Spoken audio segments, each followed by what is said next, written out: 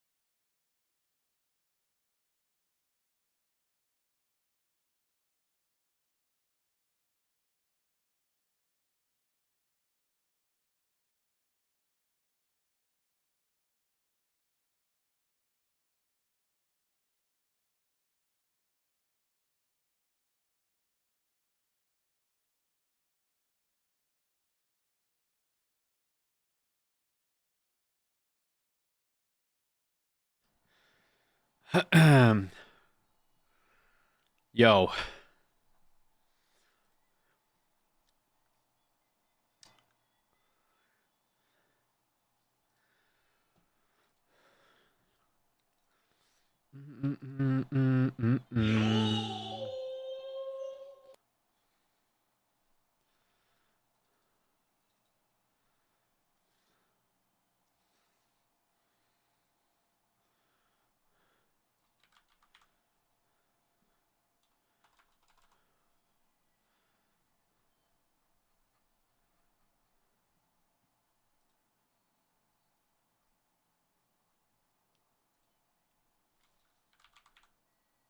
That's Mama Luigi to you, Mario!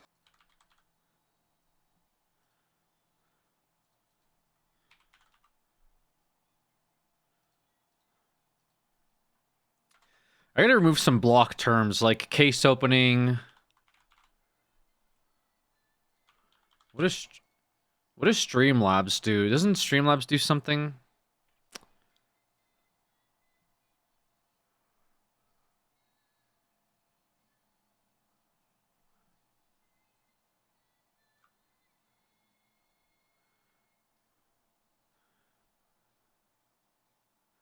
Case opening. Crimson Fate, thank you, appreciate it.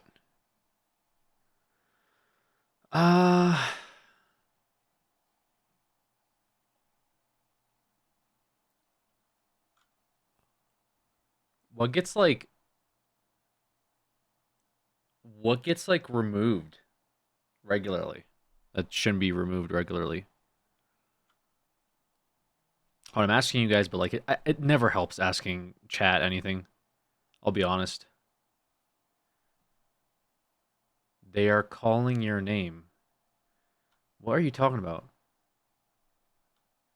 Hold on, what is this? What is this? What are you yapping about? This chat's pretty chill. Alex, I'm here for you. I was getting worried, man. You know I'm part of Streamer University. Chill.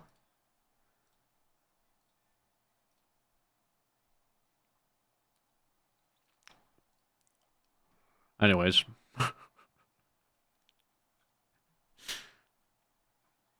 Anyways.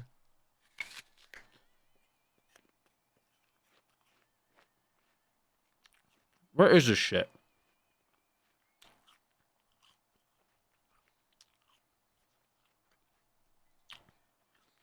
It's Cloudbot. Wait, no, is it Cloudbot?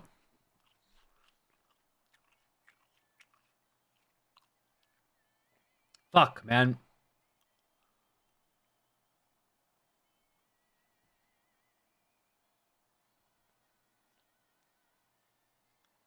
You ever heard of Quan Mill? I don't know what you're saying. What are you saying? Ever heard of Quan Mills? So I'm trying to find a setting right now in Streamlabs.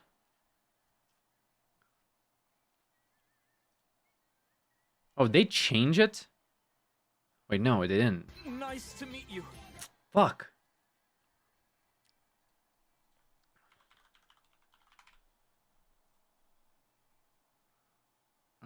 Commands. Okay.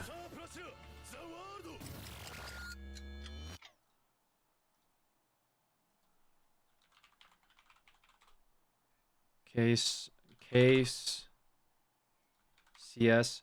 Alright, does Streamlabs say anything? Alex sold all those skins, yeah. Okay, CS rank. Alex is unranked. I guess this doesn't matter.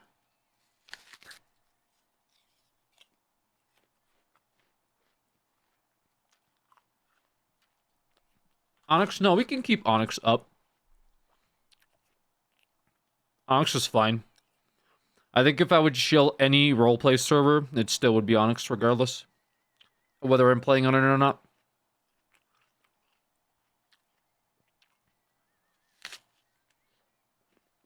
And we get rid of global. Bro, what are you eating? Your mom.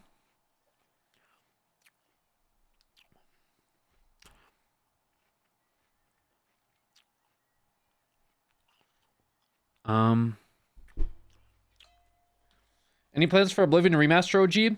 The people of Kwatch need you.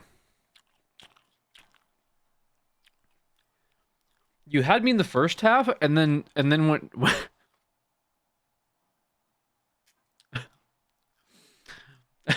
The people of Kwatch need you. Come on, man. It does look good though. Buy the Op FN Electric Hive I put in the market yesterday. Wait, wait. Can you let me use it for a day? I'll give it back. Just trade it to me. I'll give it back.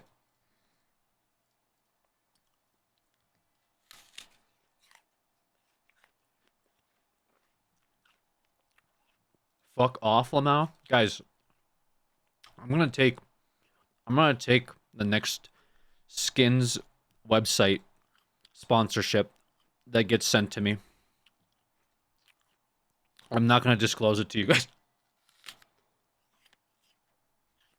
There's one super I'm gonna watch this video afterwards. Skims? Skins, brother. Listen to what the fuck I'm saying. Skins, not skims. Camille's wrote some of the hottest selling books in the market. This hoe got roaches in her crib. I don't know what I'm reading.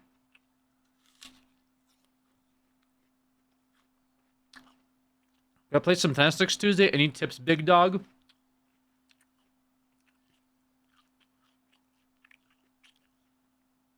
Wear tennis shoes.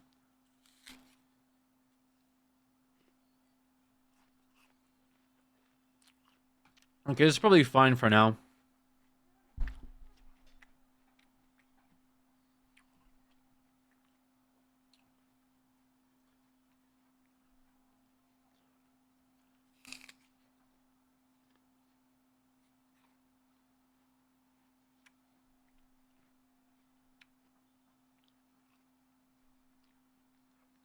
A Skim sponsorship?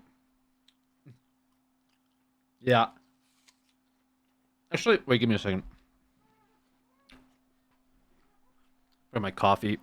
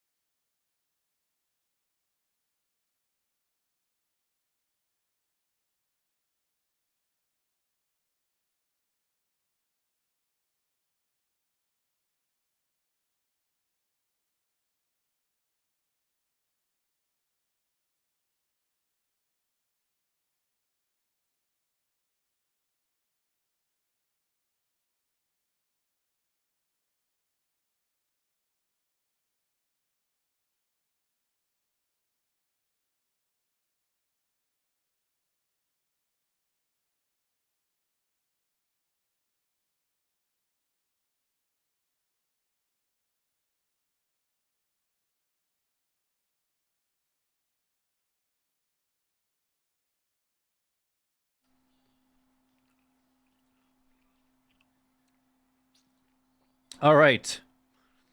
I've never seen a stream before. Are you going to play games? I hope so. That would be fun to watch. Well, I got some terrible fucking news for you. But you'll figure that out later. Dude, I tried to get ChatGPT to help me with like custom text coding on the stream, so like the chat box. Like so I can fit people's names and stuff in it. And dude, it's like the most pain in the ass thing, man. How much for your Prime mask? Brother, it's like $30 at Walmart. I got 5. If you're a broke boy, just say so. You know what I mean?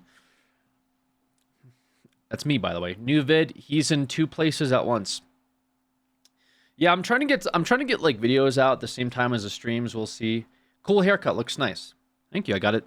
I got this haircut 3 weeks ago, so I'm glad that it's looking nice today. Yeah, I'm trying to get some videos out at the same time as streams. I don't know. I'm trying to get some of the streams like down into videos too, like segments and stuff, not just like whole VODs. Who's Immortal HD? Nazi, you spent that last $5 on me, brother. What the hell? Wait, Devil Dog, I'm pretty sure last time you were in here, I had my haircut. I mean, I'll take the compliment. But does it look really that different from the last time you were here? 10 days ago?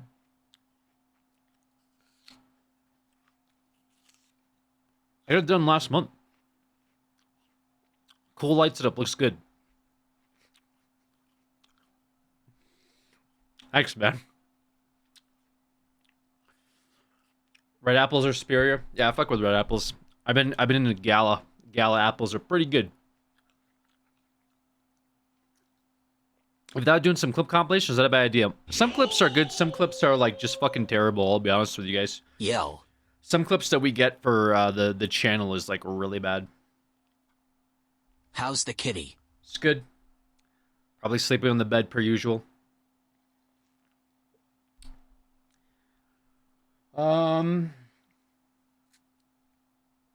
Yeah, Ren with the 56 months. Huge resub. Let's go. Thank you so much.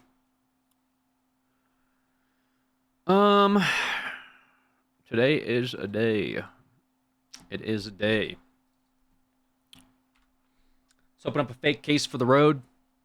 How about a fever case this time?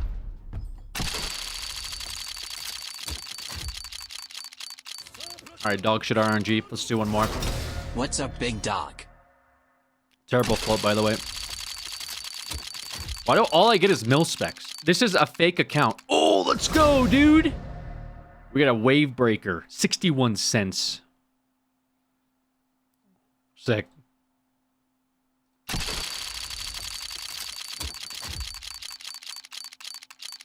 All right. Great. Yeah, today's a bad day. Today's a real bad day.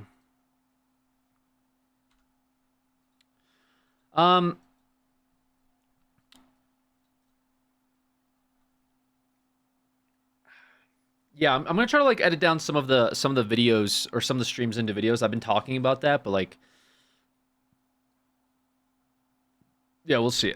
I don't know how I feel about the text chat. Like, the issue I had before with text is like it wouldn't wrap correctly. Anyways, I'm like on 3 different conversations. Pretty much, I try to get ChatGPT to help with CSS coding for the chat box. Now it's looking a little scuffed. I guess it's not too bad because at least you can see people's names, whereas before you couldn't do it.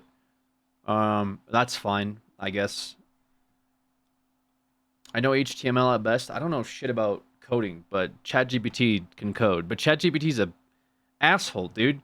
It like started changing stuff. It was really bad. It was changing stuff that made the chat box look horrendous. Like I'd be like, hey, can you make the font a little bigger? And it would like make the emotes the size of my forehead, dude. It was enormous. And I had to be like, stop doing that.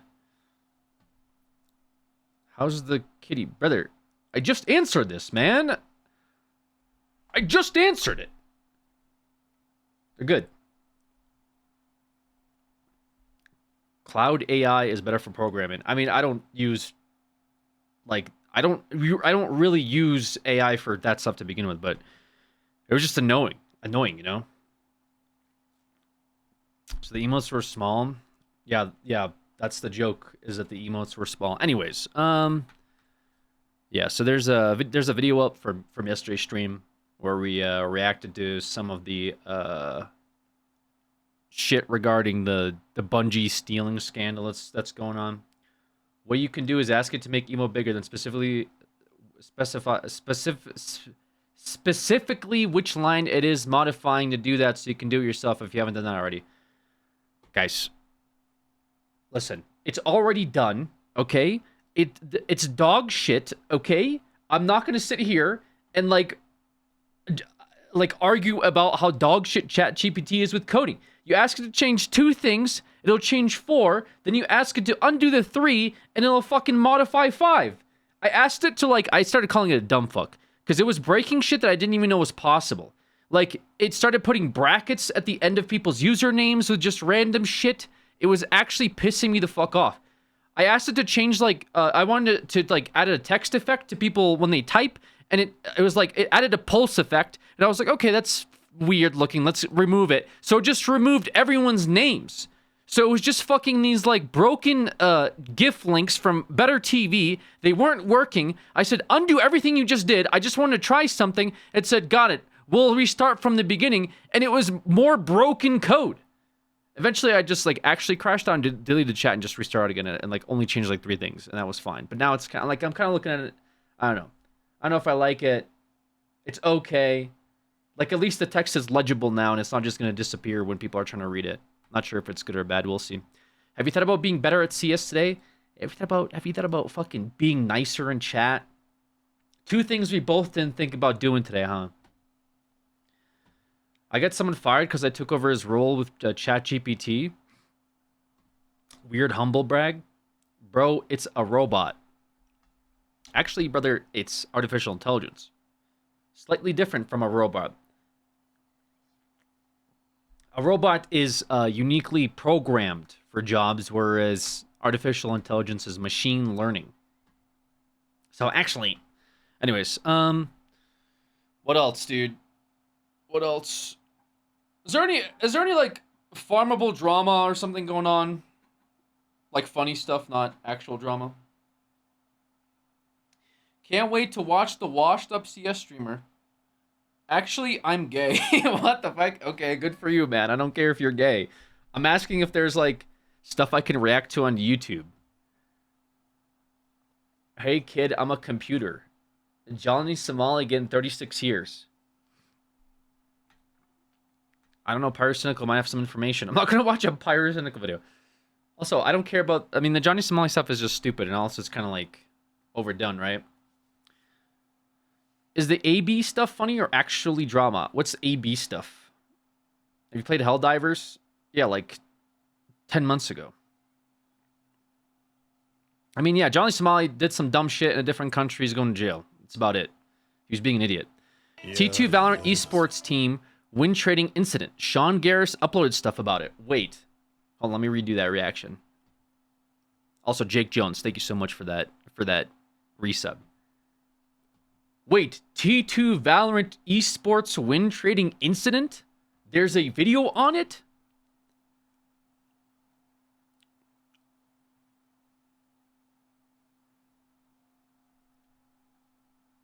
I'll find one of those as like a reaction. What is... So there's win trading in Valorant now? Also, my boy Sean Garris, dude. Sean Garris, the OG. Okay, I don't know how the fuck I clicked on 3 different videos and ended up on Martin Garrix live on Dutch Waters, like, music video. How the fuck did that happen? Alright, Sean Garris. I started clicking too many things. Hey, Where is this? Is this the Sentinel versus... No, not Sentinel versus... My Top... What's the video called? There's the Bungie drama too. Yeah, Dread, I did a piece on it yesterday. If you want to... Actually, it's uploaded on the channel right now. On the extra channel, if you want to watch it. What's the video called? I'm looking for it. What happened? Genius, impossible. I'm looking at the thumbnails. Was it recent?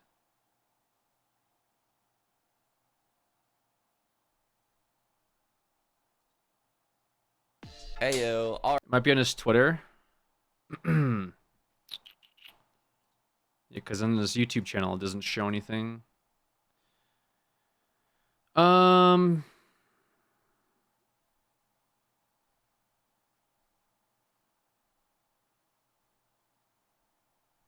It's not on his Twitter unless I'm like it's blocked. What's the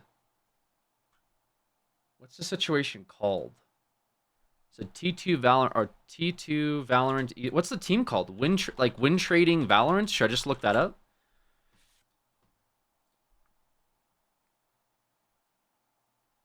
There was massive win trading drama 4 months ago. Is that what you're talking about?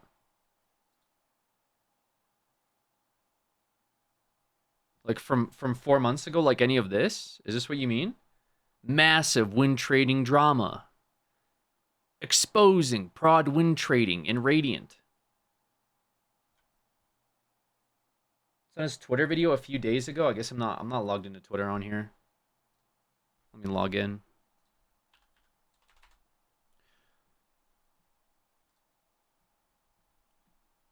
I gotta do all this shit.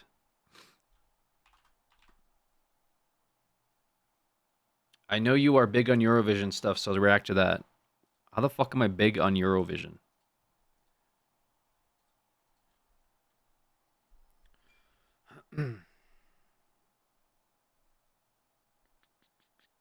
It came to me in a dream. All right, I'm glad that you're dreaming about me. I gotta do my code. Dude, I feel like a boomer. All this technology, all these authentication and 2-factors. All right. Sean Garris on Twitter. We follow each other. Smile. Oh,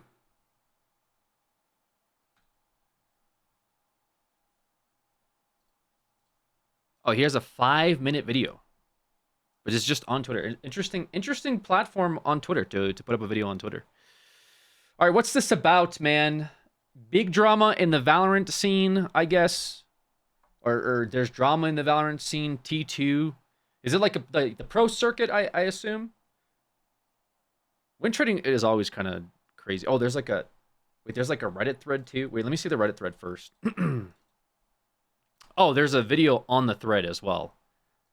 Ew. Okay. Maybe that's better so I can read the comments.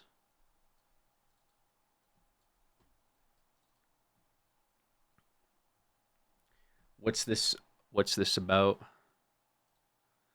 Valorant competitive gaming subreddit. Bro just dropped the trailer.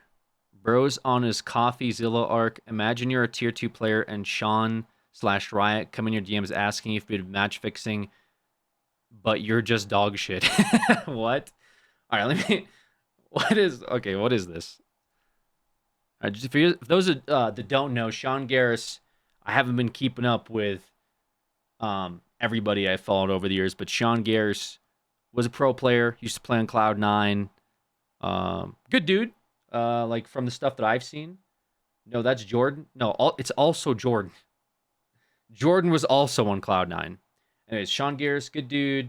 Over the years, like I said, I've watched some of his streams and stuff like that. I'm not sure what he's up to nowadays. I assume he's doing Valorant stuff, possibly. At least that's for like the gist that I've caught. But like I said, I'm not too like super familiar with it. What do you mean what? No, that's Jordan. What? Oh, you're talking about Camp Sparkles. Oh, I thought you were talking about a different Jordan. You guys are talking about Camp Sparkles, like randomly in the fucking chat. You're saying he looks like Camp Sparkles? Okay. Anyways, I'm just gonna play the fucking video.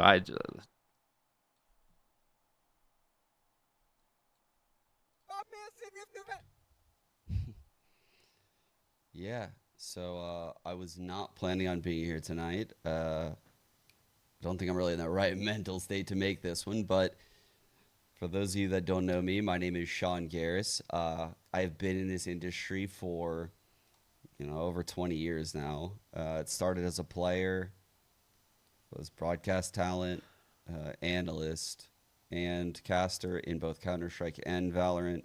Coached in Valorant, GMing currently in Valorant. Content creator in both games. Ran my own tournament in Valorant. Cool. Worked in partnerships at PopDog, which is the parent company to Loaded. I like his chair. So, yeah, it helped start the CSPPA. So that was cool. But here we are today. And what we are discussing today is the state of Tier 2 North American Valorant. Okay. Yeah. He already sounds depressed, man. What happened to this guy? Does switching to Valorant do this to you?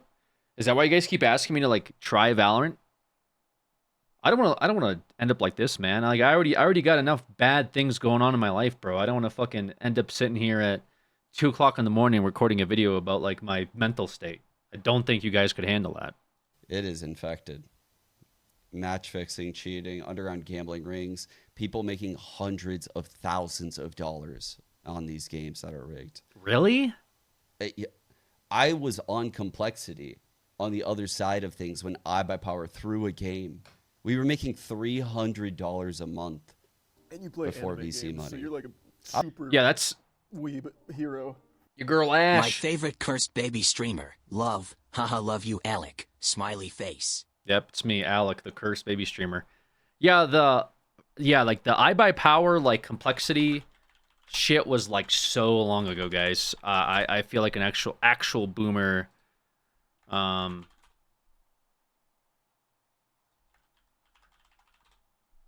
talking about this.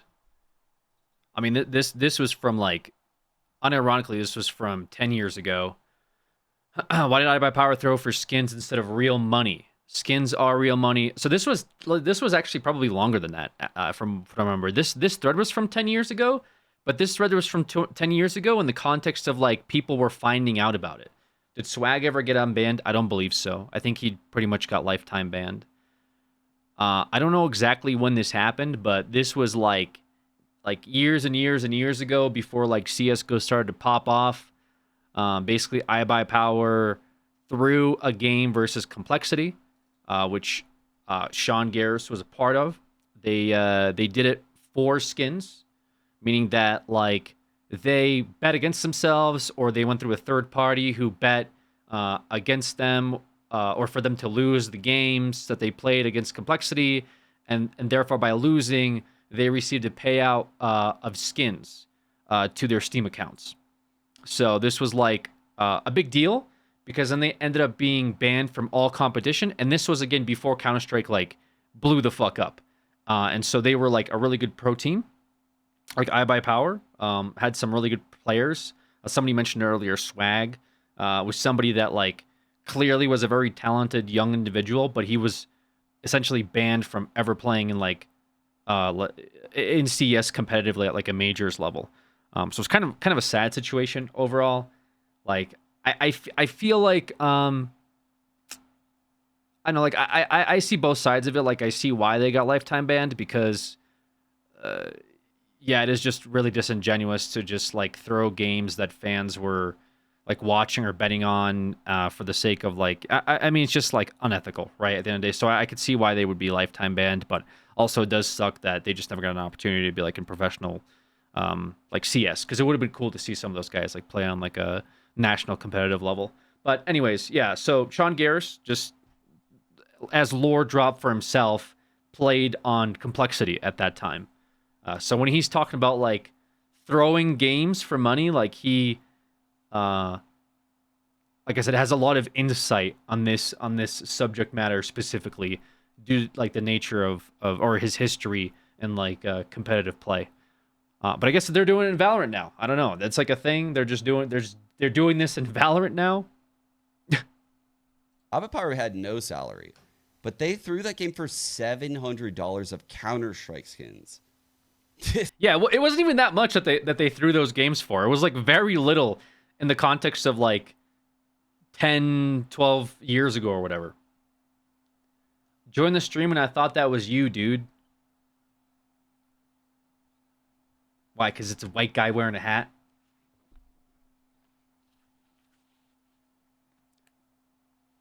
Really, man? I see it. Time yourself out. This is mental, what I have stumbled into.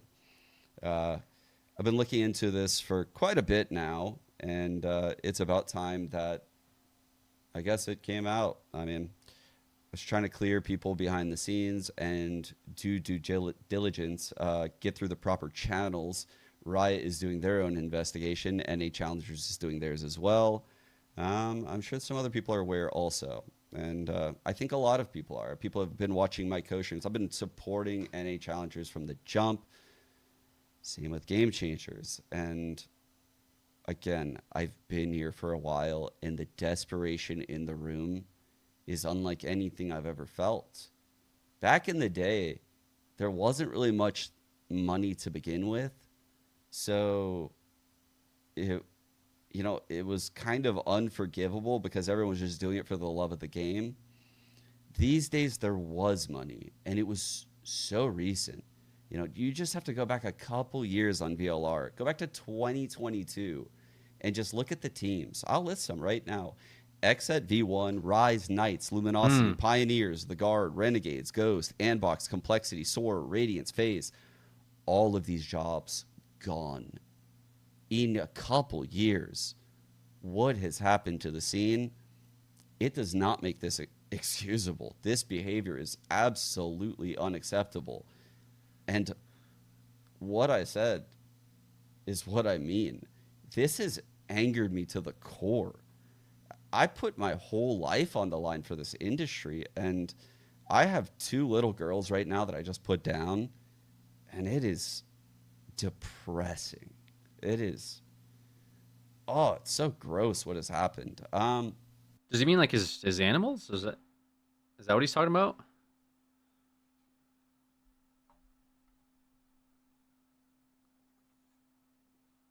Put to bed? Oh, he means, like, put to bed. Oh, kids to bed. All right, yeah, okay, got it. But here we are. And, yeah.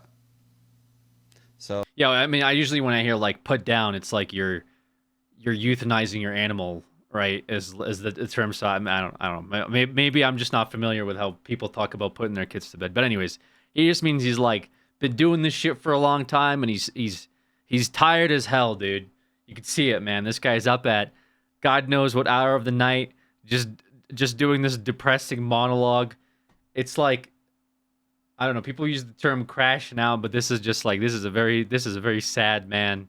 What is the crux that there's tons of throwing allegations and Riot is looking into it, I guess, is sort of the MO.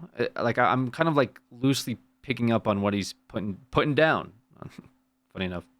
So all these tier 1 orgs have left, and these players are desperate. They're getting bribed for tens of thousands of dollars in one instance to throw a game. Could even be to fix a ranked game. You know, like, but whatever you do, they got you by the balls. But like, what's the evidence of it? I think it's the whole T2 NA scene. Yeah, but what's like the evidence? I mean, just saying like, yeah, there's a bunch of teams throwing. Okay, like, I'd like to see that. I mean, is there footage? Is there like documentation? I mean, does Riot come out with a statement? What's going on? Because you know why? They don't go away, and they can blackmail you for eternity. That's how this game works. And I thought people knew that from the Counter-Strike days, but I guess people forgot. And Well, yeah, I mean, it's younger people too that are playing Valorant. It's like we're basically like fossils when it comes to like the discussion of esports, like from 10 years ago. You know what I mean? Like, this generation has no idea like any of like the scandals that have gone on in esports over the last like decade or two. It's just not really. I don't know. It's yeah, they're not going to know about this stuff, I guess. It's just not talked enough about regularly. these days, the stakes are way higher. So not only are these people stealing money from the people that are gambling, which is one thing, they're also stealing the livelihood of the players that are actually doing it fair. You know, the people that actually put the blood, sweat, and tears into this industry to build it. And that's what angers me the most. So I'm not ready to talk about what I've found. It would take me hours. The rabbit hole goes so fucking deep, it's insane. Okay. And it's infuriating. It really is. I'm trying to clear as many people as I can. I want people to be innocent. I don't like this. This doesn't feel good. So if you're innocent, what I do recommend is you do this. You screen record everything right now. You document it all. Because what I know about this, you won't have it for long. These motherfuckers are going to be gone, and you will be left holding the bag, and no one will believe you. Oh God. So, again, document it all. This is like a threat, dude. He has a very threatening aura about this. I have evidence of many, but holy shit, dude, this is gross. So with that said, yeah, stay tuned for a fucking banger next week, chat. All right, so next week he's dropping the bomb of all these throwing allegations. I'm sad, man, Alex. You time me out for 30 minutes, but that's nothing because I've supported you for 10 years. Okay. Brother, it's the first time you've ever typed in here, which today. I don't know what the fuck I did. I have notifications on. I hopped on stream. I typed in chat like twice.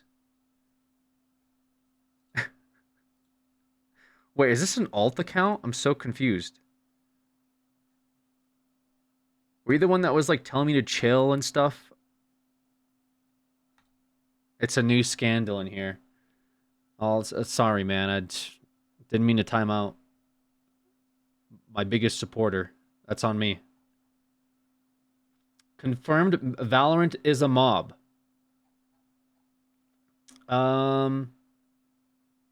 Okay, so we don't get a video. I guess this is somebody, like, as somebody said in the Reddit comments, oh, bro just dropped the trailer.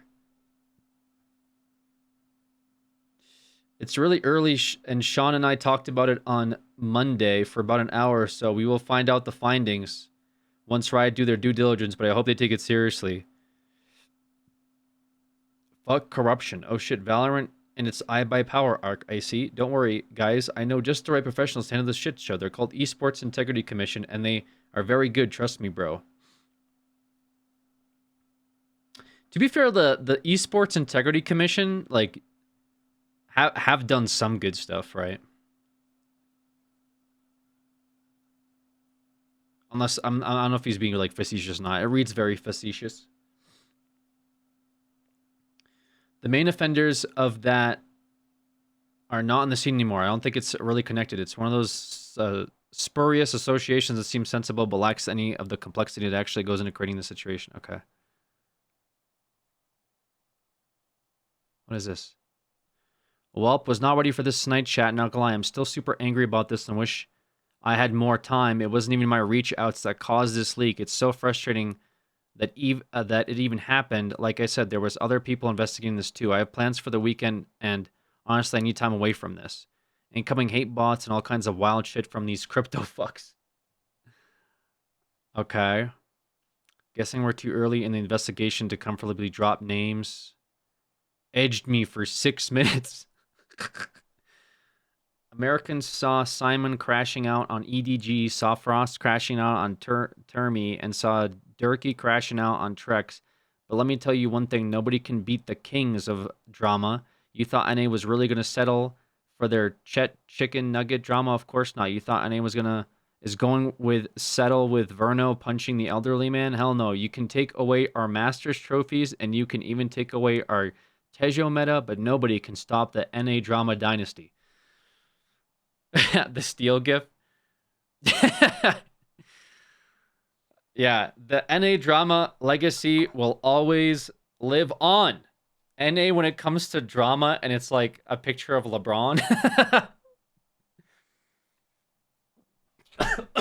Holy shit, I almost choked. I almost choked reading this comment. Sad he had to put down his 2 little girls for this shit.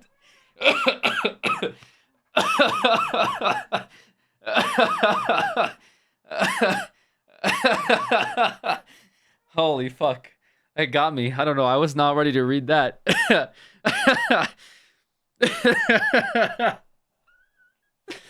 Sucks, man. I had to fucking put down my daughter for this bullshit. I had to fucking put down my one and only child to unpack this fucking Valorant drama. It's fucking bullshit. I had to get rid of my one and only child. Had to bury them in the backyard to handle this. It is what it is. I know it sounds fucked up. I think it's just the phrasing of it.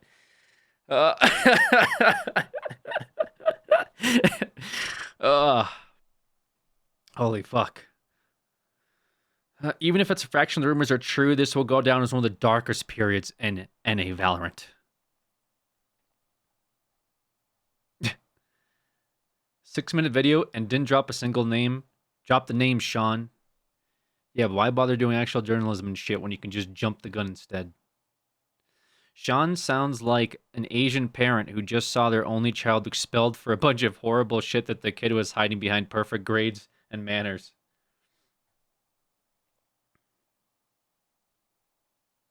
Drama's so powerful, I'm looking at this sub for the first time in 3 years. Okay, I have not kept up with any of the Valorant drama at all, man. Apparently Valorant drama cooks.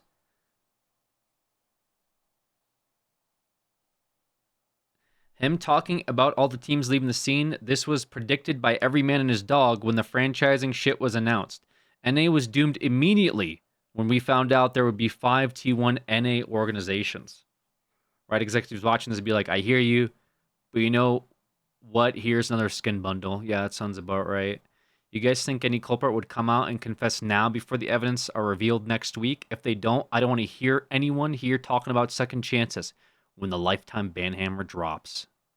The survival of tier 2 teams, the survival of teams is becoming increasingly fierce every year. Okay, so what I gather from this is that Well, I mean, it's obviously Sean just coming out, just kind of coming out and saying, look, there's a bunch of evidence that I'm looking into in regards to cheating in the tier 2 circuit of competitive Valorant. Like I have names, I have team names. There's tons and tons of evidence to sift through. If you're innocent of this, just like back yourself up with recordings or screenshots. But there's a video that's being dropped next week regarding all of this, like compiled in one way or another. And I think there's other people that are like helping him on it. Is what it sounded like. A couple other people. And it sounds like the other part of it is they're starting to throw matches for money because the tier 2 scene is not getting a lot of funding, especially in NA. So people seemingly are resorting to like throwing or betting against themselves to receive like a payout of some sort. I guess, you know. So that's loosely what I've gathered from this. Let me see if there's anything else regarding like tier 2 Valorant throwing. If there's anyone that's like covered this at all.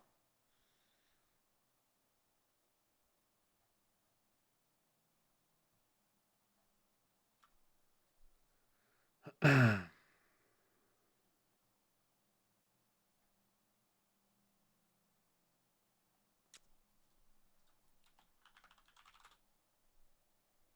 this already happen in another region of Valorant? I'm not sure.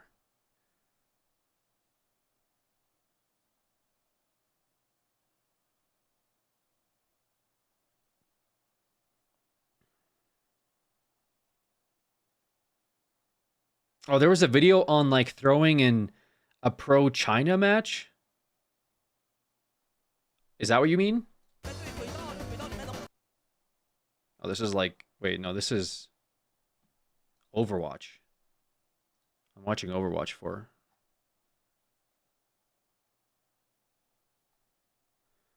Valorant Pro match fixing.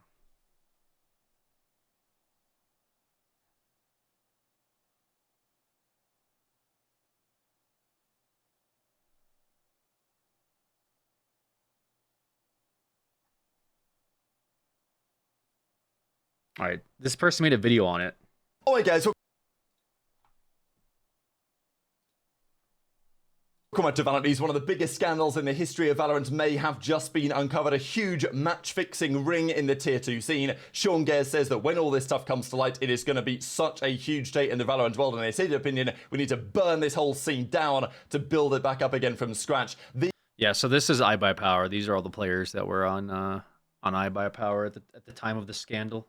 These elements have been going on behind the scenes apparently for some time, and now over the last 12 hours or so, everything has come to light, and it's complete chaos here in the Valorant scene. Hundreds of thousands of dollars getting thrown around to throw matches in the tier 2 Valorant scene. There is a lot that we have to get into today, if this is true. Very much enjoyed your thoughts in the comments. Hit the like button if you enjoy. Subscribe if you're new as always. This, of course, is the famous iBuyPower CS team from back in the day, and, well, they were involved in a match-fixing scandal to the tune of, a few $1,000. Yeah, it wasn't that much. We are talking on this sense about something far, far bigger than that indeed. And this is going to be... Are they the cheaters or just pro players of the game? They weren't cheating. They match fixed, meaning that they intentionally played terribly against an underdog in order to receive a payout after the match because people bet for them to lose. So typically when there's price fixing or match fixing involved, essentially somebody bets a large amount of money on the underdog, right? Like with high odds, let's say 10-1 odds to lose. That way, whenever they win, they would receive a large sum. And so they threw the game to receive part of the winnings. And this was like a scandal that happened. Somebody mentioned earlier, like 2014. And so Sean Gares was on the team that they pretty much threw against. And yeah, these guys didn't get paid a whole lot for it at the time. It was like $700 each. Skadoodle, I believe, did not. I think he was exonerated. He's the guy in the far left. But the rest of these players all quintessentially were permanently banned from playing professional Counter-Strike on like a majors level, meaning that they couldn't sign with any like T1 teams, or they were banned from playing in like majors. So they were still like competing on like low circuits and stuff like that, but they could never play on like a formal North American team like the Team Liquid or Cloud9, etc. Do you have a unibrow now? Anyways, Steel became a streamer. Yeah, I know that Steel streamed. I know that Brax on the far right, he was a really good player. I think he did some like semi-professional play, or he worked with some teams, but it sounds to me like he went to Valorant. Anyways, yeah, this was a big deal at the time. This was over like a decade ago.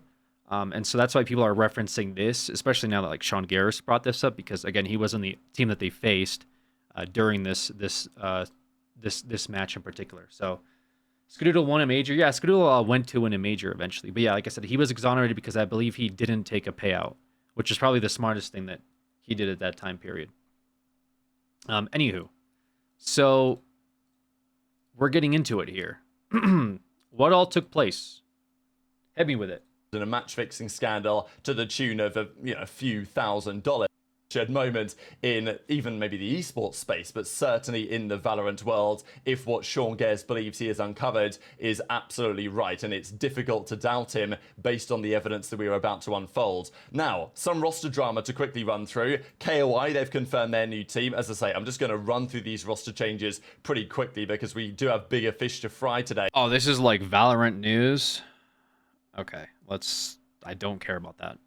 Tier 2 and deciding to leave Tier 2 and part ways in that sense. Then Timothy comes out and says, I'm going to go live and talk about everything that's going on in Tier 2. You will not want to miss this. And that's when the things really start to kick off. We get Dapper putting this out there. This, of course, is from that famous I Buy Power throw where Still manages to somehow not shoot and miss the orb shots. And look, it was the most famous example of match fixing ever. The guy's got bans for years. But as Sean Gares said in his video that he did on this topic last night, they were throwing games for the sake of $700 skins. The games we're talking about in a second, we're talking hundreds of thousands of dollars potentially on the line here. And that makes things really rather interesting. So this is effectively what happened. So thanks to Takumi for putting this together here, breaking down what happened on the stream. Because the Sean Gares stuff happens a little bit later, because Tim from Funhaver starts this whole thing off basically.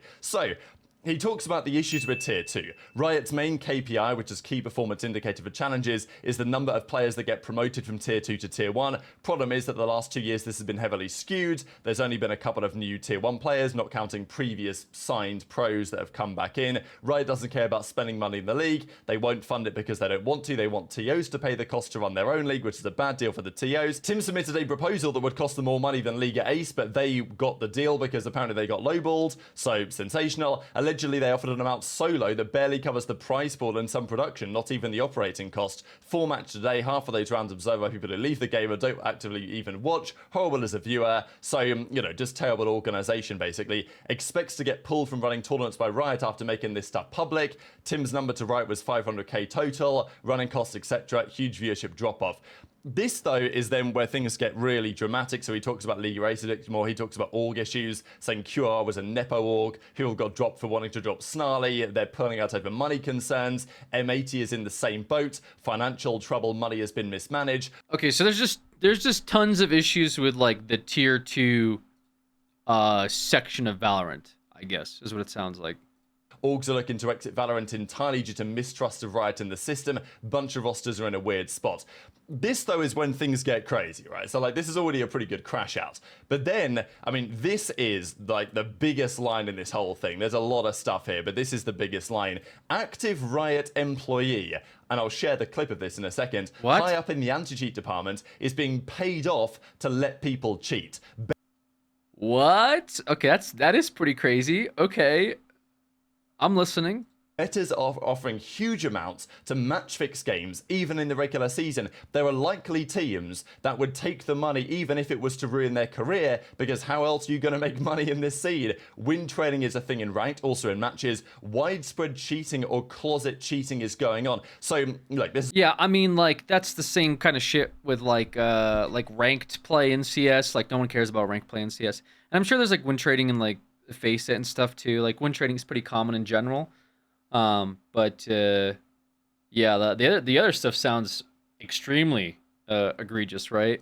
is a huge deal. We've talked about it for some time, crypto throwing in ranked, right? You join a lobby with a pro, you throw the game, somebody bets on the game because you can, bet crypto on these like ranked games and win money. But obviously on the actual proper matches, the same thing is always possible. And it seems like this has been, would it be a surprise if players are throwing matches for money? No, it happens all over the place, especially in tier 2 ecosystems around the world of esports and of course in sports.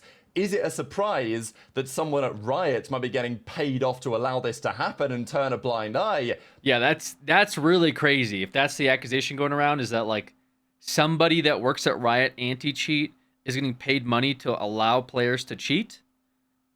That's crazy. That is actually a big scandal. Very, very interested in that. That's a crazy allegation. That's where we're talking. Things get pretty crazy. So this is the clip. I just wanted to share the Twitch clip here of him basically revealing this to the public. However, it gets kind of worse because there is an active Riot employee that is very high in the anti-cheat department being paid off to let people cheat. Okay, but like, okay. So this reminds me of like some employee at Jagex that was like banning other RuneScape accounts because of a streamer that they liked. That was like a scandal that eventually like became mainstream and Jagex intervened and fired the guy. So like it's not unheard of that an employee of a big video game company is allowing malicious and or scandalous things to exist under their watch for like ulterior motives. But I'd be curious as to like, okay, so let's say they are, like who and why and to like what degree? Do you know what I mean? Like what does that mean a Riot employee or a Valorant employee is allowing cheating to happen? Is it in tournaments? Is it in just ranked play? Like, for example, CS has tons of cheating right now on the top 100 NA leaderboard. And not just NA, honestly. I'm sure it's other regions too. Like, I know of NA. We could look at that later. But essentially, cheating is like regular and ranked right now. It's rampant. So it wouldn't surprise me if it's happening in Valorant. But like, what's the accusation for Valorant cheating and why an employee would allow for that to happen? Like, what's the motive? That's what I'm curious about. And I have proof of this. I have seen it, and it is a very real thing. Okay. I can't share that, and I don't know if that's being investigated right now or not. But that is a problem. You can't say that stuff then, man. Like, you can't say it's being I can't share because it's an investigation. Like, unless you're trying to avoid a lawsuit or something. But like, man, if you're gonna make an allegation like that, might as well just show the proof, right? Problem. Because if somebody at Riot is employed in the anti-cheat department and letting people cheat, that creates a problem. To what degree, though? Like, if they're saying, so is it like, what, like someone's cheating in ranked games, people are betting for them to win those games because they know they're cheating, so they get a payout, and a Riot employee is aware of all this happening but is letting it happen. Like, so are they getting paid too? Because there is, like, crypto websites that they do a lot of betting. There's a lot of crypto websites for like esports, right? Like that exists. So it like I believe it. Like somebody is gonna forward you, $100,000 in bitcoins to throw a game, right? Because they're putting $1 million on it. Like you do that, right? You know what I'm saying? So I believe it. But like we need to see some tangible shit, man. With iBuyPower versus Complexity, we had tangible proof. You can go back and actually watch people break down the match. You can see where they just blatantly threw the game by just not shooting enemy players. So just saying it and putting it in the wind, like, sure, I believe it, but like, also, it'd be nice to see some proof, right? And you have individual players who are actively cheating. And Riot employees know about it, and they're being paid to not do anything about it. Yeah, it sounds like a huge scandal. Like, it does sound like a big scandal for Riot.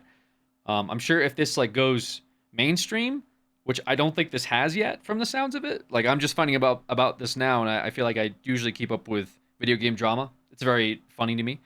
But I haven't heard about this specifically. So if it's like 2 days new, okay. Well, I'm saying, like, when it goes mainstream, Riot are not going to be very happy about this because it's a reputation thing, right? Similar to like the Bungie video that just happened or the Bungie stuff that came out. The company's not going to be happy to hear that somebody like that they hired is tanking their reputation. It's not a good look, especially when it comes to like the esports scene because there are legitimate sponsorships and investors involved with that. But then Sean Gares comes in and says, yo, let's like not talk about this because I've been trying to investigate it. Basically, dude, why does Sean Garris like? Why is Sean Garris like a fucking like Batman coming out with these tweets? Oh, scenes around the corner. I can't wait to show. Like Sean Garris has had enough of whatever is going on, dude. I'm actually scared. Like, like Valorant did something to this guy, and I don't know what it was. Like, what is going on over there? he says that he blew open a case he'd been working on for a week. You know, shut your mouth, wait until I drop the hammer. And, you know, so Sean Gares obviously annoyed here because he's been presumably working on this and has heard about this and has been working to dig into the details for now a week, a couple of weeks or whatever. And then Funhaver are just going to drop it all out there. What you're saying right now is 1% of what's happening. But, you know, at the end of the day, they're on the same side. And I think they came to an agreement to say, you know what, yeah, we're not, there's no point fighting each other precisely. But Sean's like, look, don't leak any more of what's happening here because, you know, I'll leak. Now, Sean Gares then does a few tweets. The whole scene is rotten to the core. Can't wait to show everyone. You know, I'll burn it to the ground. Look, when a guy like Sean Gares, who is one of the, you know, calmest, most reasonable gentleman of the esports scene, but is a man, in my understanding, like in my belief anyway, with a very strong personal integrity. When a man like Sean Gares is saying that I will burn this scene to the ground to make it back to what it was, what I found is disgusting. I think that's enough for many of us to recognize that, yeah, there's some serious issues. But okay, I believe it. Again, I do believe it. But so far, we kind of had just some tweets and just some allegations. That's it. There hasn't been anything like solid. I'll burn it to the ground to make it back to what it was pre-VC. What I found is absolutely disgusting. Euphoria. Okay. So. Okay. All right. Sean Gares is saying that I will burn this scene to the ground to make it back to what it was. What I found is disgusting. I think that's enough for many of us to recognize that, yeah, there's some serious issues afoot here because, like, these are very, very strong words from Sean, and he wouldn't say this if he wasn't convinced that this stuff is happening on a serious level. So Sean did a couple of messages because obviously everything blew up because Tim Funhaver did his, you know, he did his broadcast. And then Sean Gares was like, well, I guess I've got to talk about some of this stuff publicly. I'm super angry about this. Wish I had more time. It wasn't even my reach outs that caused this leak. It's frustrating that this leak happens, that he was doing this investigation. Other people are investigating too. Plans for the weekend, he says. So, you know, we'll resume this, I imagine, shortly. He mentioned... Okay, so he was like looking into this, and then because he was looking into this, somebody else leaked to this other guy that there's this investigation going on or something weird is going on, and the other guy was like, yo, something weird is happening, and Sean got upset that he kind of inadvertently hinted at this. I mean, I can kind of get where he's coming from. Like, if he was genuinely trying to like keep it covert so he can do more digging, right? To expose names and stuff, and now those people have been tipped off. They're probably going to start hiding evidence. So like the investigation is going to be like more difficult for him to uncover. Like I can maybe see the frustration with that, sure. mentioned as well, look, I found this massive underground match fixing ring in tier 2. He then did a video where, he was obviously pretty emotional about this whole situation, spoke to the camera about 6 minutes. Like, he avoided saying any names or anyone specific yet. He does confirm here that Riot are doing their own investigation, others are doing their own investigation as well, and this has been ongoing now for a little bit of time. But effectively what he says is, like, stay tuned, there's more to come here, right? Like, and we are going to be talking about this a lot. But then he mentioned some of the figures and says, yeah, we're talking 6 figures on some of these matches. That would be extremely surprising. Like, I would be very surprised if, like, a tier 2 team, meaning not like a, actual, like, top of the top competitive team that would play at like world level, or you would see on those big streams, excuse me, is getting paid 6 figures to throw a match. That would be, I don't know. That would be pretty insane given like the scope of it. Some of these T2 teams have money. No, it's the opposite, right? They're throwing because it sounds like they're underfunded, so they don't have money, which is why, again, them being paid 6 figures to throw a match would, like, I don't know, be rather ludicrous, I guess. I mean, it just depends on what the bet is, Like, you would get paid 6 figures to throw a match if the person paying you got $1 million or something, right? Like, that would make sense. So is it to that extent where the match fixing is so bad there are people making millions of dollars by paying off teams to essentially lose, like, on purpose? Like I said, that would be pretty bizarre. But, like, do I believe it? I mean, sure, it certainly could happen. But them making, hundreds and thousands of dollars from doing it, even with the iBuyPower versus Complexity, that wasn't, like, very long before people figured it out, and they only made like $1,000 or $2,000 from the whole ordeal, right? But if these people are making hundreds and thousands and no one knows about it, and Riot's, like, letting it happen allegedly because there's an employee that knows about this and he's letting cheaters slide. I mean, there's a whole amount of issues happening with this whole thing, and I think evidence and proof would go a long way to, like, start unpacking what is actually going on.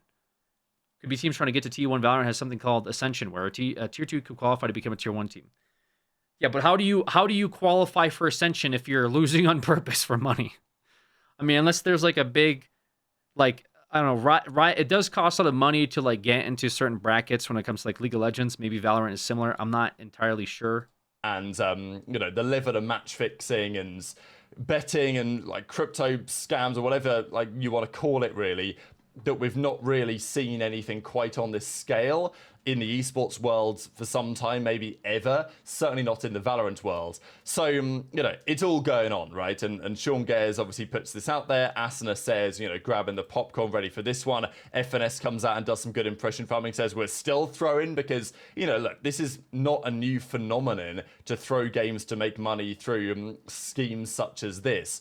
But for it to be this widespread, potentially, and for so many people to be getting involved, and as Sean made clear in his video that, once you accept something like this, all of a sudden, you find yourself rather under the thumb, and it's kind of, you get involved in the ring, and all of a sudden you really have no other option than to sometimes continue in that regard. As Zom says, if anyone knows anything about Valorant match fixing, please report it to me so I can send it to the authorities. Zekan's commenting on the situation as well. Even Exalt says, I can't wait to see it all unfold. So there's just so much happening. I mean, even Dapper talked about it now a couple of years ago and says the writing was on the wall for franchising. Valorant's got a dying tier 2 scene. And I mean, look, is this the same thing that Dapper was talking about? Not necessarily, but even Prod continues on and yeah, but this is speculation too. What is this? I assume this is a pro player that's commenting on it, or resurrecting his tweet from 2023 where he says quit CS because of a dying tier 2 scene. Then after 3 years, Valorant has a dying tier 2 scene. Hate to say the writing was on the wall, but it truly was as soon as franchising was announced, an artificial line was drawn. Okay, but like this is them just saying that like the tier 2 scene is dying. It's not saying that like it's so bad with match fixing that it's out of control. Why are people still enabling this? So people are bringing this up again as like, look, he called this out 2 years ago. I mean, it sounds like a little bit of conflation is happening with this stuff.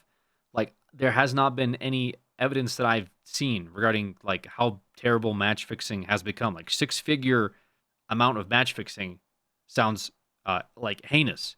A Riot employee allegedly allowing cheating to happen during these match fixing is scandalous. I mean, there's a lot of allegations being levied, but so far it's mostly just been tweets. But again, Sean said that he's putting out a video next week or so.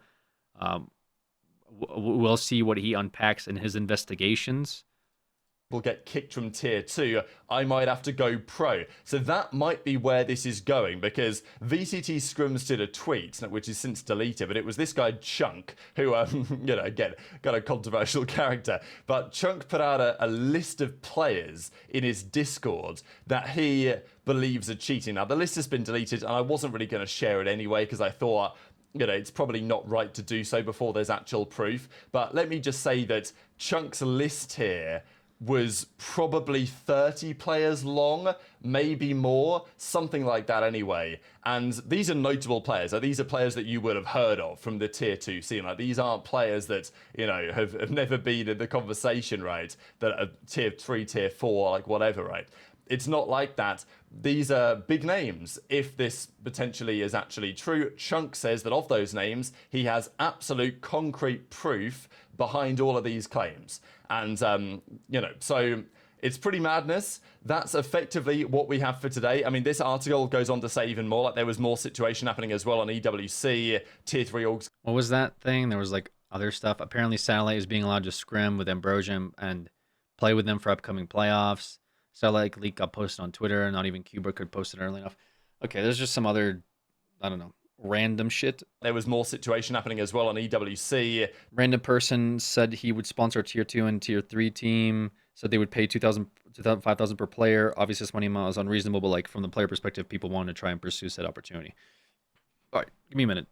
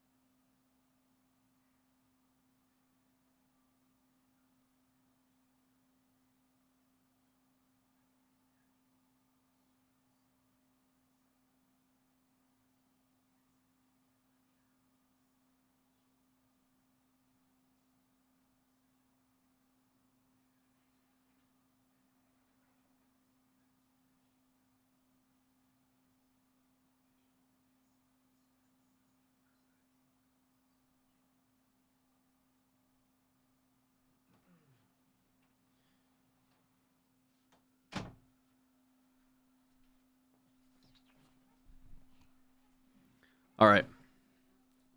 Tier 3 orgs getting scammed, scrimvods getting leaked, like there was lots of stuff talked about, obviously, drama with the Premier system and all this. But the reality is that the big story is about the potential cheating going on and the match fixing stuff. And I'm not really sure which one is actually worse. I mean, like, the match fixing stuff is outrageous, but it's not exactly a surprise, right? Like, am I shocked that people are fixing matches in, throwing games in order to do the stuff in tier 2? Like, not really, right? Like, it's been a thing for a while. I think it's more shocking, the idea that some players are literally cheating down there. This is just so weird. This is like, it's weird. It's weird the amount of like hype before the drama that like is involved with this. Usually with like, I don't know, just maybe video game drama, but like, we'll keep it to the esports scene. Usually something just comes out and then people react. Instead, we're getting, yo, this drama's gonna be crazy. Yo, you're not gonna believe this drama. Yo, the Valorant drama that's about to drop will be the biggest we'll ever see. Like, nobody knows anything. Like, these are just videos of people reacting to the possibility of big Valorant drama.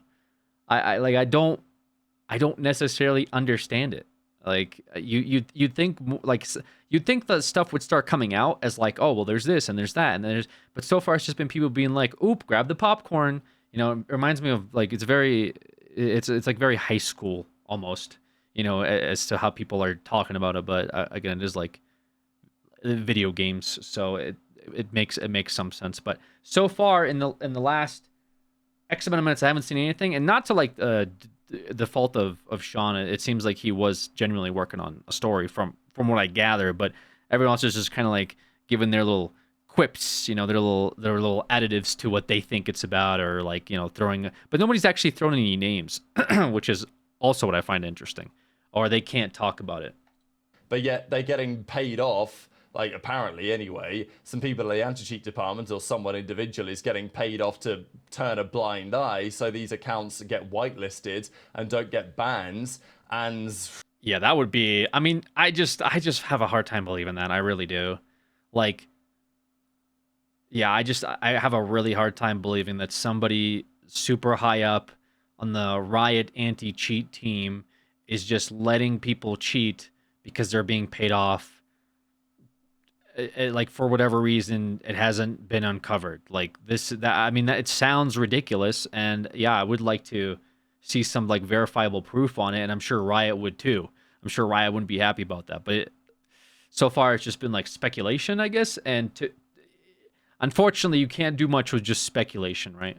I mean, man, there's a lot going on here. And as Xander says, this is the juiciest drama that the NA Valorant scene will ever see. And we mentioned it the last couple of days. There was drama in China. There was drama in Europe. There was drama in the Pacific. And here we are with our yearly massive drama in the North American scene, certainly in the challenger side. And Gaze, look, guys, this isn't what I meant, but this is the reality that we have. So that's what we know for now. I'm sure over the coming days, there'll be more to come. Sean Gale. So this is all we know for now, and all we know is nothing. Okay. Has there been anything else? Anything else at all? Yox, ever considered multi-streaming to some other platform in addition to Twitch? Twitch has been going downhill for a long time, becoming greedier and more anti-streamer and anti-viewer. It's gotten to the point where I don't want to continue rewarding their behavior by using their site any longer. You're the only streamer I love watching that still doesn't stream to other platforms at the same time. Is there any way that might change? Yes, I am looking into that, my friend. I think right now I'm just saving some cash basically to put some upgrades into my PC. I think once I do that and I feel more comfortable with my PC's performance, I'll probably start multi-streaming too. Just because I've been uploading the streams onto YouTube and stuff, so I'll probably start streaming on that Alex Extra channel. That makes the most sense to me, and then that way, if like you really don't want to watch it on Twitch, you can catch it on YouTube to some extent. But I'll still like try to cut down those videos. So if you don't want to watch any stream, you just want to see like the wrap ups or interesting stuff, it'll be available for you as well. So yeah,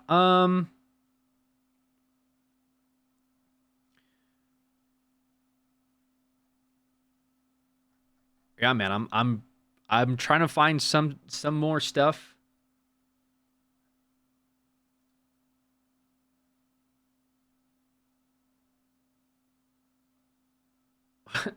Big fan 9 years. Love your Valorant drama coverage. It keeps me informed and engaged. Wondering if you could enable Omega Lol so I don't have to stare at the dancing version. Is Mega Lol not enabled already?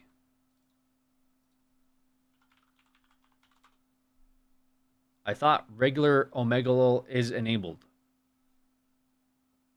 No, we did not enable regular Omega Lol.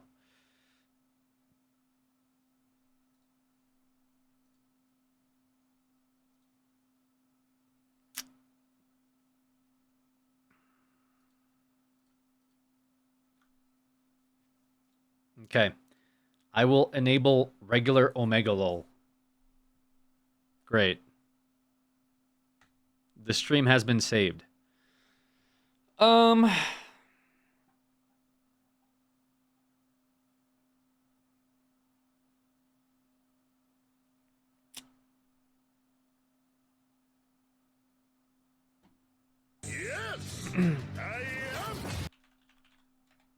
Thank you very much. Yeah, no problem, man.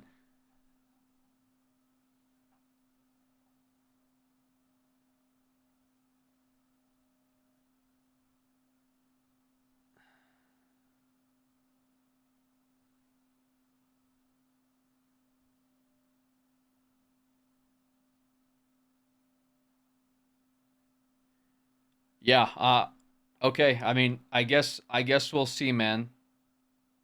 I don't know. There's nothing else really out about this. It's just everyone reacting to the Sean Garrett stuff. See if there's anything else on Valorant.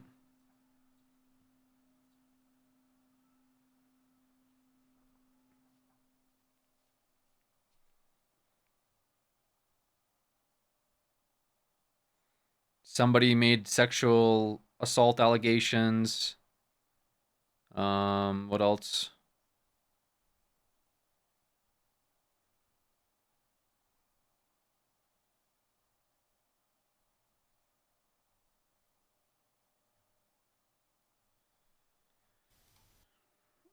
I was in the exact situation.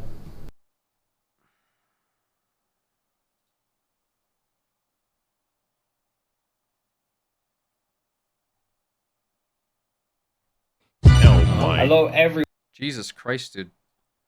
Sorry about that. It's like the most loud autoplay.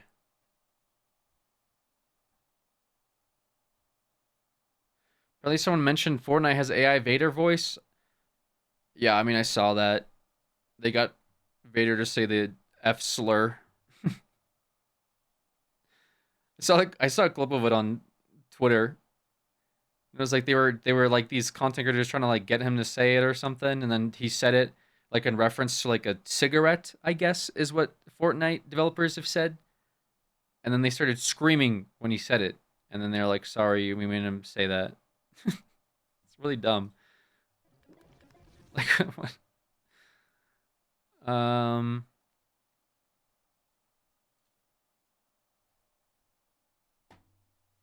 Yeah, man. I don't know. I don't see anything else regarding whatever this drama is. I want to know about the Riot employee letting cheaters happen. Like, that sounds pretty big. I wish I got some more info on that.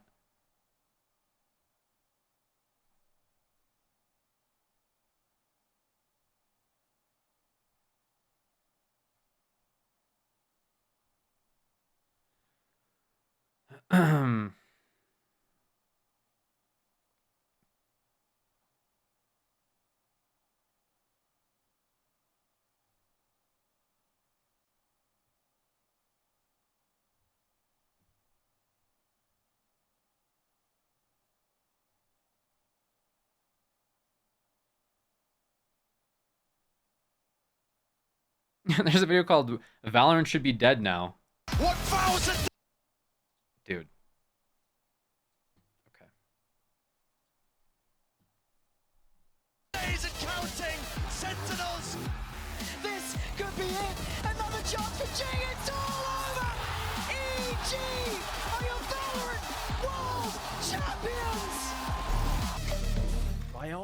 Valorant should be dead by now, so why is it still so popular? This game came out nearly 5 years ago and it was a massive shock to the tactical FPS genre. Quite literally everyone wanted to play this game, but it's been a long time since I and a lot of you guys have had that feeling, which begs the question, what's actually wrong with Valorant? Before we get into the video, I want to preface it with the fact I care a lot about the game, and that's why I felt like this video needed to be made. Take this as criticism, not hatred. Over the course of what's already been the better part of 5 years, Valorant has had its ups and downs, but now it just feels like it's at the lowest point it's ever been, both gameplay and community wise, in my opinion. The biggest factor leading to poor gameplay currently is how prominent utility is. When Valorant was first released, it was promised that the game would be based around precise gunplay and that utility wouldn't be more important than shooting your gun.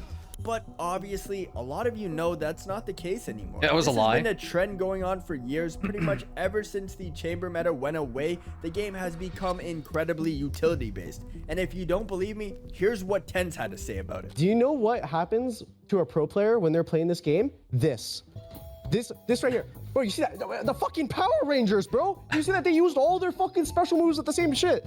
Bro, what's going on? Shit's flying all over. Look at him, this poor dude. What happened to him? Now, utility becoming more prominent never felt really bad to me until one of the most recent agents released Taeho. Playing against a Taeho and Breach combo in rank is unironically one of the least fun things ever. Yo, what the fuck is going on? Yeah, I mean, it does, like, that is the one thing I will say about Valorant is what is going on in Valorant, right? Like, it's, you have a wall that blocks off 2 different entries. You have an eyeball that works sort of like a vision disabler, like a flashbang, kind of like a, I don't know, prevents you from seeing everything else in the area. You have somebody using their ult, which is just like a satellite beam coming down. You have these slows on the ground. These are like circles that if you step in, you get like trapped or slowed or something. And you have this other wall that is coming through here to block off this corner of the map. And you have a wall that's pushing through the middle of the map at the same time. And I think that does some type of like CC. I'm not entirely sure what exactly it does. It's just a lot of shit in this game. A lot of stuff. And it's like very like meta heavy in terms of like utility, like more so than it should be. And by should, I just mean like what's fun and what isn't, you know, at the end of the day. Or it's what like enjoyable to play against, and stuff like this isn't really enjoyable. And, you know, when this game was first coming out, they didn't have many like agents, I guess, that seemed broken. Like they seemed okay. Like Sage had a wall. Phoenix had like a flashbang. Granted, his ult was kind of I felt a little extreme. Raze, she seemed the most broken to me because her utility was quite literally like a one-shot rocket launcher. And also like she got a jump pack that lets her fucking like aerial dash like the Team Fortress 2 soldier. And I thought that was extremely OP, but I didn't really have any issues with any of the other like playable heroes or champions or agents or whatever the fuck. But nowadays I see this and it's clearly gotten out of control. In many ways, like more ways than good. And Riot unfortunately has this issue of like, if you look at the League of Legends champions from season 1 and their utility kit, like, right, I'm trying to think, you know, Nunu has like a snowball. Yi like runs at you. Rammus does Rammus things. Ezreal has like an E and like a skill shot. You know what I'm saying? Ashe has an arrow. Nowadays, you look at the champions and that they're coming out with, and it's like, well, this champion can go underground. They can jump over the wall. They have 3 seconds of immunity. They have auto tracking, auto targeting. They have stun immunity, duration. Like, it's just like ridiculous, disgusting kits, and it's like 4 or 5. It's 4 buttons that turn into 8. You know what I'm saying?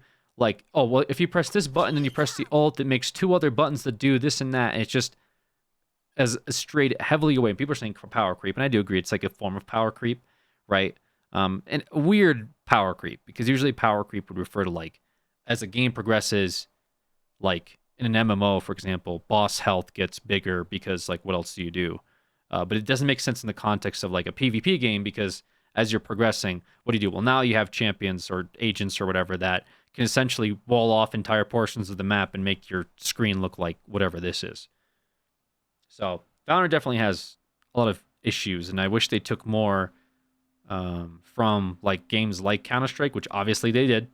They obviously ripped a lot of stuff from Counter-Strike, but not the good stuff, seemingly, because I do think Counter-Strike's biggest advantage is the gunplay. It's always been the gunplay.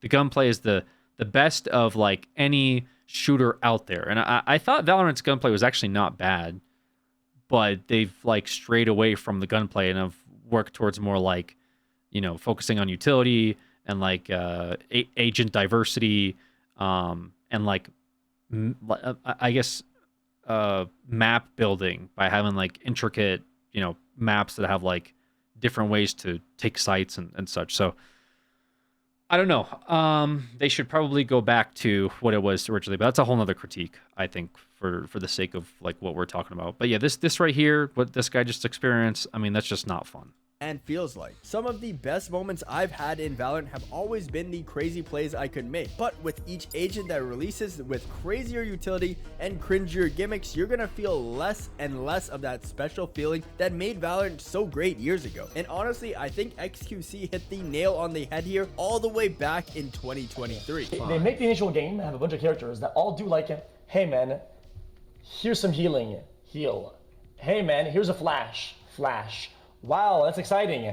And then, at the game's release, they release new characters. Every new character, the guy goes in the walls, transforms into a dog, goes underway on the subway station, makes a new world, makes a new game, transfers realm, quantum mechanics. Now, I'm not part of the balance team, and I probably can't come up with a solution as good as they could, but I truly believe gunfights need to feel more rewarding when the This yesterday, probably gotta test out my my stream settings, see if they can pop off today. gameplay is unfun. It's only going to amplify every other aspect of the game that's poor into the spotlight of being criticized. Which brings me to my next point, Valorant's monetization. A lot of you guys would be shocked to find out when Valorant first released, bundles like the Prime, Sovereign, Reaver, and Ion 1.0 actually costed 7,100 credits. Yeah, I feel like they should get more scrutiny for their like skin bundles. Honestly, I think their skin bundles are like some of the worst like microtransaction like value cost per like any game I've ever seen. Which is the exact same bundle price point as their 2.0 versions as well. So now you're probably wondering, what's the problem here? Do skins just feel more pricey nowadays, or are they actually more pricey? Well, in these bundles, apart from the Prime 2.0, the knife skins have gone up nearly 1,000 credits in each bundle compared to the price of the original bundle. While the bundle price So Azure, thank you 48 months. One sec, chat. Get a BRB again.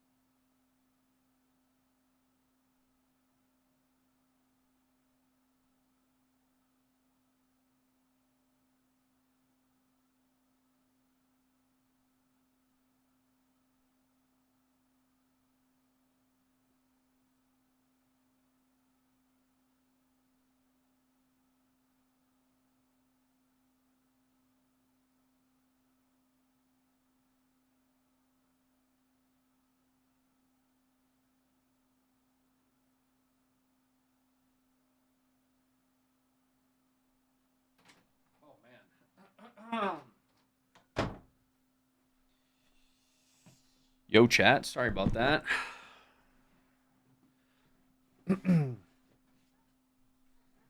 Have stayed at 7,100 credits, you pretty much have to buy $10 more worth of Valorant points if you just want the knife in comparison. In these bundles specifically, the knives used to cost... Wait, what is this? 1,000... Wait, what? 1,000 credits equals 10 bucks. Yeah, so it's 70... It's 71 bucks, bro. Oh my god. Have stayed at 7,100 credits, you pretty much have to buy $10 more worth of Valorant points if you just want the knife in comparison. In these bundles specifically, the knives used to cost exactly half the bundle price, and nowadays it's closer to 2/3 of it, which makes you feel like you should buy the entire bundle instead of just the skin you want at this point, which is 100% a marketing tactic used by Riot to sell the entire bundle instead of people just buying things they like out of it. It's like they're trying to force the full bundle price down our throats by being like, oh, it's only $25 more than the knife, I might as well buy it. Let's keep in mind now, 7,100 credits is the equivalent of $70, and for $70 you can buy incredible games like Elden Ring or... Yeah, they literally, I mean, the skins aren't tradable. They literally just set the price of the skins. Like, that's what they do. They set the price. Like, it's not like a market. It's not like, well, it's based on XYZ values. No, it's just like, oh, we think it's 70 bucks. It should be, I would be okay if it was just Battle Pass. If it was 15 bucks, then it would totally be fine. Alex, this chat is cooked. Brother, why do you keep talking about the Streamer University and then you said the chat is cooked? I think you're adding to it. They now added gifting so you can buy your Val Crush. I mean, that's probably fine. Like, yeah, if it was just like a battle pass and you could buy a battle pass and you get the skins, I think that would be totally okay. But obviously, it's a bit more than that. Black Myth, Wukong, and still have money left over. These games... They have the separate battle pass. Yeah, what I'm saying is, like, I wouldn't care if it costs money for these skins. Bro, I'm telling you to react. Brother, listen. Listen, I felt bad earlier about the timeout, but this time I do not. Yeah, I know they have a battle pass, but they also have, like, the $70 skins. You know what I'm saying? Like, that's a lot. It's more than an entire game. You can't justify that. You're not going to tell me that, oh, well, you know, this skin bundle's worth the price of Elden Ring because the artist worked really hard. The artist who made this skin worked really hard, so it's worth an entire AAA game. Brother, what the fuck do you think they do in those games?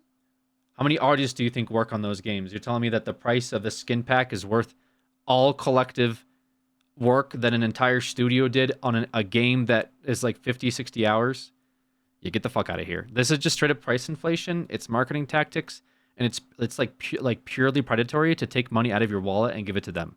And like I said, if this was on a battle pass and it's like you pay 15 bucks and you can unlock these skins over time, I'd be totally okay with it. Yeah, I'd be like, cool, that's fine. Enjoy the skins, right? And if you pay like 25 bucks, you get all the skins unlocked right away. Totally would be okay with it. Would not give a fuck because it's a free-to-play game. But it's a free-to-play game with $70 skin packs. Just absolute insanity. Like we were like beyond cooked.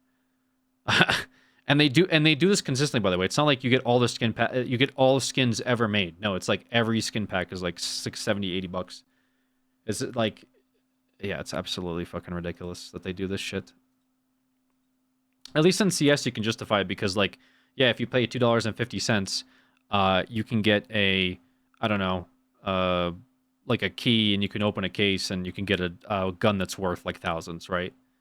Like, you're gambling, obviously. I'm not saying it's like that's good, but it's better than like paying 80 bucks for something that is like not even really yours, because if you get banned, it's not like you can take your skins.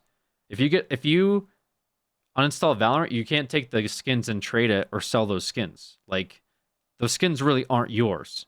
Like, you're leasing those skins while you play Valorant, right? You know what I mean?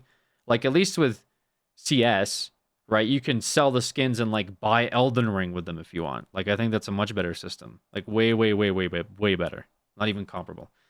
Did you apply for Kaisenet Streamer University? Yeah, I was just talking about it, dude. I got denied though. The Masters bundle. I get it. Too old. It has a few player cards and buddies, but the knife is obviously the main allure here. Making people pay $60 for a knife skin is insane. Now, let's look at some of the other games real quick. Let's take Fortnite for example. Their skin prices are a fraction of Valorant's while maintaining the game completely fine, releasing consistent updates, collaborations, and a battle pass that feels rewarding with items. Yeah, some people conflate like battle passes and stuff. I don't really mind the battle passes, especially for free-to-play games. Like, if you're playing the game consistently and you enjoy it and you want to spend like 15 bucks to like support it, I think that's totally fine. Even with gotchas, like people will go after gotchas and stuff. They'll be like, oh my god, like I do feel like there's definitely problems with gotchas. But if you have a gotcha that you play all the time and you want to play like pay 5, 10, 15, 20, 25 bucks a month for it, but you enjoy it and you have hundreds of hours, I think that's totally okay. There's nothing wrong with that, right? Because the game is like free. So when games are inherently free and you invest like 5 or 10 bucks a month into it, I think that's a totally fair transaction. I don't see anything wrong with it, even if it is just to like roll for characters or whatever. But when it's just like extremely expensive and the price is kind of arbitrary, like the developers set the price, I think it starts to get into like, again, like predatory values, like the League of Legends Ahri skin, right? Like some of the battle pass stuff that they're doing. There's a lot of like very unhealthy monetization that is happening in these games. Blizzard, one of the biggest egregious perpetrators of like instilling like Blizzard will have a game price, they'll have a battle pass price, they'll have a $60 skin, and then they'll have like other MTX as well. You know what I mean? Like shit like that is disgusting, right? No better than obviously like a $70 like skin pack for Valorant or a $500 Ahri skin or an $80 Genji skin. Like this stuff is just getting absolutely out of control. And unironically, it would be nice if the government actually got involved and said, yeah, you can't be doing that shit, right? I think the FTC should start cracking down and being like, well, why are you charging that much for like consumers? You know, I think it's like, I don't know. I think there's like a not that I mean it is like a consumer thing, like people are gonna pay for it, but I feel like if the game has like loot crates and stuff, obviously crack down on it. But I don't really know how you crack down because people are still gonna pay for it. So people pay for it, that's on them. But yeah, I guess I don't really know what the solution is, you know, other than you just don't buy it. But you know, I will say like for example, okay, like with Fortnite, right? Like back in the day with kids shows, the government got involved and they wouldn't let advertisers post ads on kids channels, right? Like you couldn't advertise like certain things on like channels for kids. I think this is sort of similar territory with like advertising stuff like in a kids game or like a game like kids play. I don't know. Is that like too far? Like advertising skins, right? That are like monetary value to children. It seems, I mean, something does seem like slightly nefarious with that, but I don't know. Action of Valorant while maintaining the game completely fine, releasing consistent updates, collaborations, and a battle pass that feels rewarding with items you want to get. Or how about a direct competitor in the tactical FPS genre in CS2? While some skin prices in CS2 are much higher than Valorant, you can literally just sell them back at any time on either the Steam Market or third-party websites and make most, if not all of your money back almost immediately, and sometimes even profit. Also, if you just want some alright skins on CS2, I'm sure you could find them cheaper than buying skins in Valorant while keeping your money. And finally, I'm gonna look at Overwatch 2. I'm not an Overwatch 2 expert by any means, so feel free to correct me on this, but getting a hero skin in that game usually costs between $10 to $20. And on top of that, you can get them for free from loot boxes in-game if you're patient enough, something that Valorant doesn't even have. All these games are much more affordable to own skins than Valorant, and I think that's where a lot of the distaste from bundles come from. Constantly asking your player base to spend $70 to $100 on bundles is out of the norm in gaming, and it just feels really greedy. And while we're comparing to other games, it is greedy. It's unethically greedy. Like, what do you mean? games, it seems Rainbow Six and Apex Legends are releasing new updated versions of their game, but when it comes to Valorant, we're still waiting on a replay system. And I haven't even gone to the Radianite issue yet. If you're a new player to Valorant, you probably see some of the awesome bundles in the shop and think, oh wow, these skins are awesome. And maybe you buy one. Yeah, whatever this is the most dog shit system I've ever seen in my life. And I don't know if this should probably get more coverage for sure. Only to find out that you have to upgrade the skins you just spent $100 on, and unless you've been stacking up your Radianite points for a while, you're going to need to either buy it straight up or buy the battle pass. While the battle passes are only $10, there's you unlock the base skin is what you do.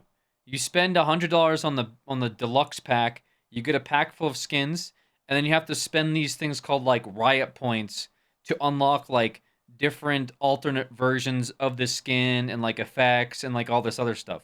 Like all you get access to is the base, and then like it comes with animations that you have to unlock using points that you either get from like the battle pass, I think, or you purchase it. Almost never anything to look forward to in them. And there's also tier systems, so it'll be like unlock level 1, unlock level 2, unlock level 3. It's actually insane. An alright looking knife if you're lucky. I'm pretty sure a majority of people who buy the battle pass only do it for the Radianite, since the last good knife was the Ruin Dagger. I think if Riot wants to make a quick win for the community, they need to revamp the battle pass entirely. If you're gonna ask for $10 every 2 months, then it needs to be way better than it is. I truly believe if they're just adding a couple animated skins in here with a decent looking knife, they'd make way more money than they do on it now and give players something cool to look forward to. Literally, if they have a battle pass that's $15 and all those skins, they would probably actually maybe make more money. Yeah, I would, or they would still make a lot of money. Maybe their argument is like $70 people, you get more money if you charge $70, but less people will have access to it versus everyone will have access to $15, but they won't make as much money. Like, I don't know what the trade-off is. They must have done the math to like justify that. But then all they would do is just start hiking up the price of the battle pass over time anyway, so it wouldn't matter. I think the worst part of the monetization system is how much things cost with how little content actually comes into the game. The only things that come out now are a new map or an agent every once in a while, and to be honest, I think people are a bit bored of these. The last map, Abyss, was a total letdown in my opinion, and it's already been taken out of the map pool. Teo was incredibly unfun to play against. This guy has an invisible drone that suppresses you, and rockets he can place anywhere. At least abilities used to take some level of— What the fuck? Okay. He has an invisible drone, and he has rockets he can put anywhere on the map. What? skill. His abilities are literally just plug and play. And when was the last time we saw a new game mode in Valorant? Not to beat a dead horse, but the game could really use a bit of excitement to get people more engaged, or just something to play that eases the tensions of ranked. If you don't feel like playing ranked, your options are either playing unrated, which is unranked version of ranked, a shorter version of unrated in swift play, or deathmatch, which is basically people that just play to get better at ranked, and Spike Rush, which has been in the game since the release. Valorant actually used to have other game modes as well, like replication and snowball fight, but I guess they must have not been popular enough to justify doing more. I feel like a lot of people enjoyed these game modes as well, and they were overall positive for the community, so I don't see why they'd stop doing it. I don't think the current devs working at Riot are lazy or anything. What was that?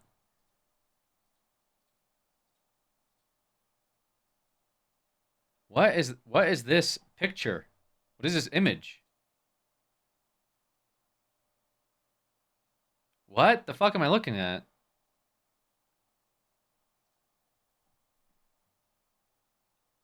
Okay.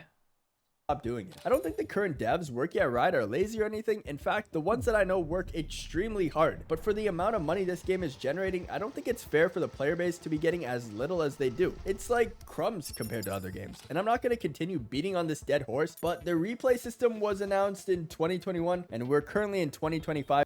Talks are ongoing with multiple internal teams interested in a Valorant replay system. No, we can't share any updates as of now, but no, these our early discussions are in earnest, and we should have an update for you all soon. Smiley face. Bro hit him with the fucking smiley face nose. Knobs for life. Hit you with the pointy face smiley face 3 years ago, dude. Holy shit. Spicy Mans from the 9 months. Appreciate you. What the hell? Damn, got him. You will eat the slop and you will enjoy the slop. And it's still not out. And in my opinion, with a AAA company like Riot Games, a 4-year turnaround for the replay system is just unacceptable. Something else I definitely find unacceptable is the new agent Waylay. Her ultimate ability is a different variation of Fade or Breaches. Her dash is obviously based off of Jets. Her teleport is a slower version of Chambers. Here's how these agents conversations go. Okay, this is how it plays out. They get into the development booth and they say, we need a new agent. Any ideas? And they go, well, this one can do this one can do that. And then obviously Mr. Valorant comes in and says, just remember, we want an agent that everyone will want to buy. How do we do that? And then they go, well, it's obvious. We have to make them fucking broken. It's the Hoyoverse special, right? It's that special, bro. You gotta hit him with something absolutely fucking broken out of the gate. So that's like, I know it's like power creep, sure. I think power creep is definitely a factor, but worse than that, it just needs to be egregious. To be fair, Waylay isn't that good. I mean, I don't know for sure, right? But when he talks about the skill breakdowns, they can teleport, they can go through walls, they have aim hacks, they can see your credit card numbers and your PIN before you type it in. Like, it has to be enough for people to want to go to the cash store and swipe their credit card. Otherwise, what's the point of even making an agent? Let's be honest here. What the hell? And then all they do afterwards, the Riot special on this one, it's my favorite, is after you release the broken thing, you nerf it a little bit. You know, after it's broken for a bit and people bitch, you give it a little bit of a nerf. There you go. Now everyone's happy, right? Everyone spent the money, got to play it for a week while it's broken, then they nerf it right back down to placate everyone that's been fucking rioting about it. Find unacceptable is the new agent Waylay. Her ultimate ability is a different variation of Fade or Breaches. Her dash is obviously... BDO did that too. Yeah, BDO, I know BDO is like very much like... Well, because you want to incentivize people to buy it. Like, it's just like fucking, I don't know, Honkai Star Rail with Kasparis or whatever the fuck her name is. Genshin Impact with Malvarina or whatever, however the hell you say her name. You know what I mean? Like, it's just you release the thing that's really OP and strong and everyone FOMOs if they don't get it. And then afterwards you just fix it, right? But then everyone swiped their credit card, so it's too late. So League of Legends, Mel came out. Mel was disgusting. Like, absolutely fucking broken out the gate. Mel made every single ult reverse, like counters every single ult. Has like a fucking her ult can kill anyone, anywhere, anytime. Like, as long as she hit him once, it was ridiculous, right? They reworked Nefiri. Nefiri, it was like just absolutely broken after rework. You know, it's just, again, it's just to incentivize people to want to buy the new cool thing. Based off of Jets. Her teleport is a slower version. Taylor got released at the start of January. Sounds like he was broken and then got nerfed last week. Yeah, because they're getting ready for a new champion to hit you with something even more broken. Chambers, and the projectile she throws is pretty similar to a Tejo or a Neon Stun as well. There's nothing that really feels new about this agent to me, and it just feels like they've recycled abilities that look a little bit different now. Back in the day when your Chamber or Reyna... Okay, but you know what they should do then? If this Waylay agent isn't that good, like, overhype it. Go on the Reddit and be like, this is the greatest champion agent that Riot has ever made. Thank you, Riot, for this. I love this agent. This is awesome. She feels so good to play. She has a very interesting kit. Love the art style. Overhype the fuck out of this, and then they'll be like, oh, okay, maybe they don't want us to release something completely broken out the gate. Maybe they're okay with, like, mediocrity in trade of giving you something broken that makes competitive mode absolutely unfun to play. In a release, people were so hyped up for an agent that was different. But Valorant agents hardly feel like that anymore. They're all about doing similar things to each other, except just a little differently with the occasional broken ability. Here's where they fucked up. They fucked up real bad by having them have, like, unique skills that are very different and, like, quirky. I'm saying that as in, like, they gotta be a little different. Like, they should have had two separate modes. They should have had just competitive play, and they have your basic flashbang, smokes, and like something gimmicky. Just one small gimmick thing that isn't game breaking and leave it at that. And then they should have had like uber ascended competitive mode where they have like crazy abilities, air dashes, 3 smokes, ultimates across the map, and then you could have separated it. Like normies go play like the shit that covers your entire screen, and then competitive mode is very straightforward and people can understand it when they're looking at it, and it isn't 100 fucking abilities on your screen at once. But obviously they didn't do that, and so they just kept ramping up the ability usage, and every time they're like, how can we make this different? How can we make this Ace Agent different than the last one? Well, the last one, let's see, had 10 smokes, 3 flashbangs. They can resurrect the entire team. They can save a town from a flood. So what can this one do? Well, this one obviously should be able to build a rocket and go to the moon. Okay. Is that all? Like, I don't know. It's just, it's too much. Like, you're not gonna, you've released the floodgates, and now you put yourself in this corner where everyone expects the next agent to be the greatest, gift from God, when in reality, it should just be something that, like, looks unique, or plays slightly different than what they've had so far. So maybe instead of tossing an overhand flash, it does like an underhand flash, Not, last champion could fly across the map and, like, fucking kidnap your mother and hold her at ransom for 2 Bitcoin. Like, this one needs to be better than that, otherwise we're not going to sell them. They did this to themselves. They have nobody else to blame, because I guess they don't know how to design a competitive video game or something. I mean, that should be obvious by, like, every time there's a League of Legends patch, it's just like a disgruntled Riot employee that can't climb out of Diamond rank that decides to boost the stat of the main champion he plays just so he can climb solo queue, and then when he gets Challenger, he immediately nerfs it to the ground because the champion inevitably has like a 57% fucking win rate. How'd that happen, Mr. Riot? Well, we got a little quirky in the studio. Had to change some numbers a little bit, but we've ramped him back down. Oh, was that why Fiddlesticks was broken last week? Yeah, I was playing him a little bit. Thought he was, I thought he was not that good, so I made him busted. Is that how you balance the game? Around whenever you play? Yeah, yeah, that's just how we do things. On one personal concern I have with this game is now how dead NA ranked is. According to the track wrap, the game is seeing pretty high numbers right now. So why is it that there weren't even 500 radiants placed in North America by the end of last act? As far Okay, well, to be fair, the CS scene is kind of dead too, right? as I know, this is the first time this has ever been the case. I personally think it's a culmination on everything we've talked about in this video so far, and the state of ranked on top of it. When you queue into a ranked game, you have a pretty high chance of getting a thrower, someone trolling, someone who's depressed, or someone who's just incredibly No, that's not it. That's not why. angry for no No, this stuff that you're breaking down has existed in Counter-Strike since like the beginning of time, brother. thrower, someone trolling, someone who's depressed, or someone who's just incredibly angry for no reason. Yeah, I had all 4 of those people in all my games yesterday in CS. This is normal. This isn't why people are like stopping playing competitive Valorant. The rank culture is really unfun if you're just a normal dude. Also, like you show Mo.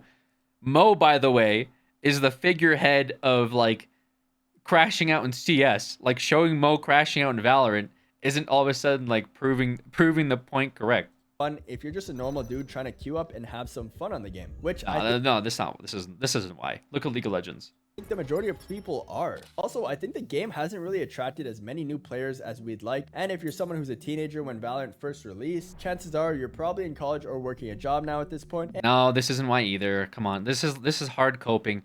Yeah, people are growing up, and then people just don't like playing with people that are mad all the time. No, this isn't. That's not why people are not playing this game. And don't have as much time to grind. At this point, it really does seem like the only thing Riot puts a lot of effort into is VCT, skin. No, I believe it's just they're not like keeping their game fresh. That's all.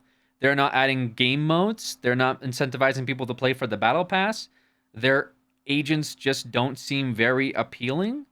And they're charging you $80 fucking for a skin bundle. Like, that's your incentive to play, is for the skin pass. They just need to like hype up more of the esports stuff, platform more content creators, you know, change the maps in like a more interesting and unique way, come out with cooler looking agents, I guess. I don't know. This Whaley one looks kind of interesting, but it wouldn't really compel me to play. You know what I'm saying? Like, I haven't played since they released that, like, Norwegian chick, Deadlock, I think her name is, right? Like, I thought her ult was kind of cool, but also just busted. I thought, like, very cool ult, but just broken as fuck. But, yeah, stuff like that I think makes the game a little bit more compelling to play. But it's just, again, mostly has to do with the fresh factor. And when it's obvious that the company isn't putting an effort into updating their game, it's going to drive away a lot of people from playing it, especially when there's games that are clearly trying. or, I mean, in CS's case, they don't have to do a whole lot to try, and people will still play because they're at least consistent with their competitive scene. And also, like, when you release broken champions, or whatever the fuck, and it puts a bad taste in people's mouth, they're not going to want to play the game afterwards. Imagine you're playing competitive every day, and they release this, like, disgusting broken agent that if you don't play him, it makes the game unbearable, and then you play against him for weeks. You're not going to want to play the game after that, at least until they nerf him, and after they nerf him, it's probably going to put a bad taste in your mouth. I mean, that's actually, unironically, why I quit playing CS. Obviously, I had other things going on at the time, but the last time I played CS seriously, outside of, like, me playing recently, was they added the R8 revolver, which was essentially the same fucking penetration power as the AWP. It could shoot through double doors mid-dust too for stronger headshot damage than any gun in the game, was cheaper to buy, and to the point where competitive was just everyone using the R8 revolver every round because no other gun made sense. And by the way, that wasn't like, oh, it happened for a day, duh. No, it was going on for days, and they did nothing about it. And so I ended up saying, you know what?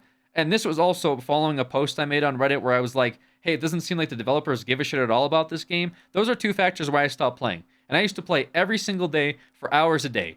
But once it became inevitable that the developers just did not care about the game, didn't care about updating it, didn't care about keeping it fresh, weren't trying, and then also just releasing broken things was sort of the straw that broke the camel's back for me in terms of, like, playing the game. I just said, fuck it after that. Why do I care if the developers clearly don't?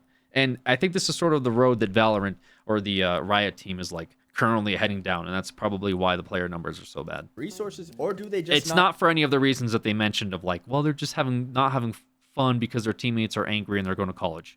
That's not going to stop people from playing the game. care. I feel like it might be the latter. The people higher up in Riot must not see the game as worth investing more into. People higher up in Riot don't play the game. With the lack of content releasing, a ton of Valorant creators I know have given up on the game. There's a lot I can say about why a bunch of my friends have quit this game, and there's a ton more creators that are talking about quitting soon behind the scenes. And as a creator, this game is very limiting when it comes to creating content people will actually enjoy. Your options are pretty much smurfing, educational content, or eating slop, which makes most people quit. But with all this said, What is this? The Ultimate Beginner Guide for Valorant. We broke up after this. What the fuck? People quit. But with all this said, how is Valorant like a dating game or something? Like I see all of these like e-girl, e-boy Valorant things that also like makes me not want to like get into it because of that, because I feel like I'm a little too old to like understand how like a video game can also be a dating simulator. But I don't know. Is it like big on that, or is it just a meme? I don't get it. Like it's probably because like younger people are on it, right? I just assume that's probably why.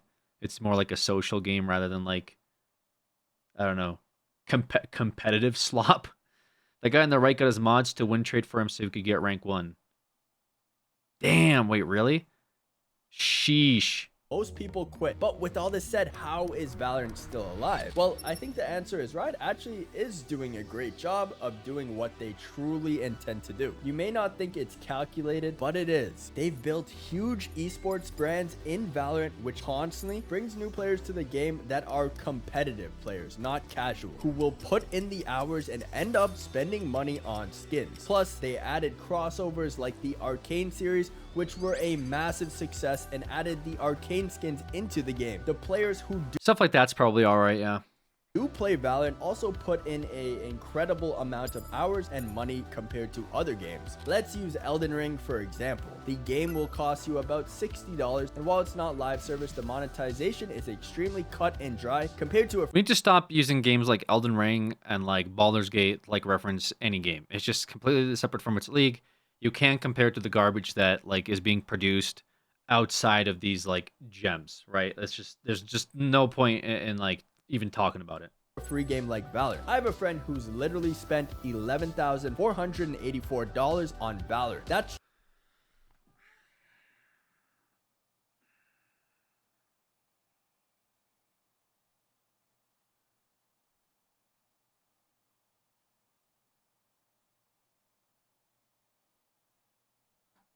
Dude, I would like literally I would rather someone comes out and says they spent that much on like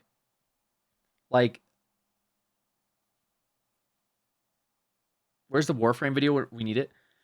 Like actually Warframe would be better, or Genshin Impact. I would rather you say you spent that much on either one of those two things than to say you spent $11,000 on Valorant. Because you know what you get for $11,000 in the two games I listed? Okay? You get a like broken account, meaning that like any future by the way, I'm not justifying this, mind you. I'm not saying like you should do that. I'm just saying even BDO or something. If you said you spent that much on like a game to enhance the power level of your account and now everything that comes out is trivialized, I would say sure. Like I somewhat and I'm trying to really play devil's advocate in terms of like understanding where you're coming from. Like you spent that much to make yourself stronger in like a video game that like doesn't really matter by the way. But at least you did that to make yourself stronger. Okay, I can kind of get that. Sure. Do you know what I mean? Like you play these games, okay, instead of taking 3 minutes to finish like a mission, you now take 35 seconds because you spent $11,000 like on your BDO account or your Warframe account, whatever. I get that. Okay. Me personally wouldn't do that, but I can sort of reasonably see why somebody would do that. Fine. In Valorant, I don't see any justification for spending $11,000 on fucking skin bundles, dude. There's not, it doesn't make you play better. It doesn't help your account get like experience faster. It doesn't make your matches go by quicker. It doesn't help you in any other fucking way other than you get into a lobby and you drop an AK and someone says, "Yo, bro, 6 skin." That's the most you get for it. That's it. That is quite literally the most value you get for it. It's not like in Warframe, you bust out a fucking frame that's like, you know, like giga pumped and you do a mission real quick. At least that way it's like it benefits your team, maybe it benefits your friends, maybe it benefits you, whatever the case is. And there's like longevity to it to some capacity. Same with Genshin. I guess if you love Genshin Impact, you want to give Hoyo fucking another, you know, add another yacht to their fleet, sure, and you spend $11,000 so your Hu Tao can do Spiral Abyss 35 seconds quicker. Okay, fine, whatever. I don't personally recommend you do that, but I can see why you would do that, right? There's longevity to it. There's no longevity to having every skin in the game in Valorant. There's nothing. Even in CS, if you spend 11,000 in CS right now, you could convert that to 11,000 Steam bucks or real life currency. That's the thing, man. They don't like, what are you doing spending 11,000 in Valorant? Why? Why would you do? Why the fuck, dude? Brother, you could take you could go to Antarctica with that money, man. That's an Antarctica money, bro. Like a once in a lifetime trip.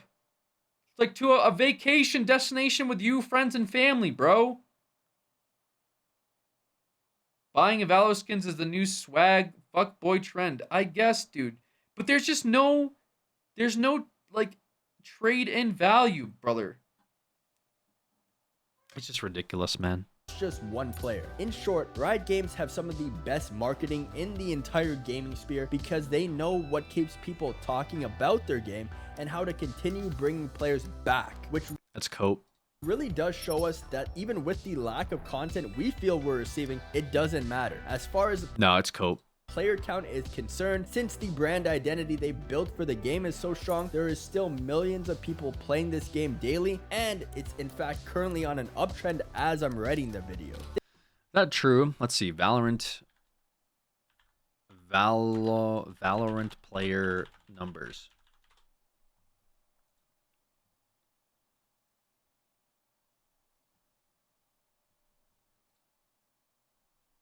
I mean, actually, a lot more impressive than I thought it would be. Hold up.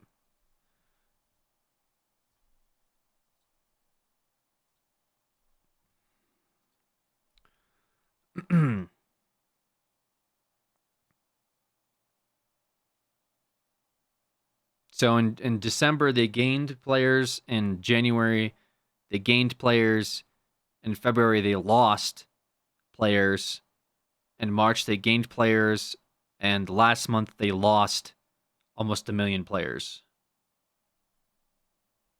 So I mean, I wouldn't necessarily call this like a, I mean, you could look at this for yourself and see. We could just do the 1 year. They had a terrible low count in October, and we're kind of back. I mean, it's been like peaks, and to be honest with you, I think this is more of a downtrend than a consistent uptrend. Like, here is peak. It starts to go down really hard around the end of last year. And then at the beginning of this year, it started to climb back up. And then here in March, it peaked. And then it's starting to gradually go back down again. So, I mean, it's not where it was like last year. In fact, last year, around May, they had 5.2 million players, and right now they have 4.6. So since last year in May, they lost about almost 1 million players. So like almost 20% of their player base is gone since last year. Again, still impressive numbers, don't get me wrong. Like, these are still really big numbers, but I mean, last year seems like it was better overall for them. But something happened at the end of last year that like made the game tank really hard. So yeah, I think it's largely cope, right? This is the true reason Valorant will never die, despite what it feels like at times. Okay, the music's really loud too. You gotta lower the music down a little bit. Okay.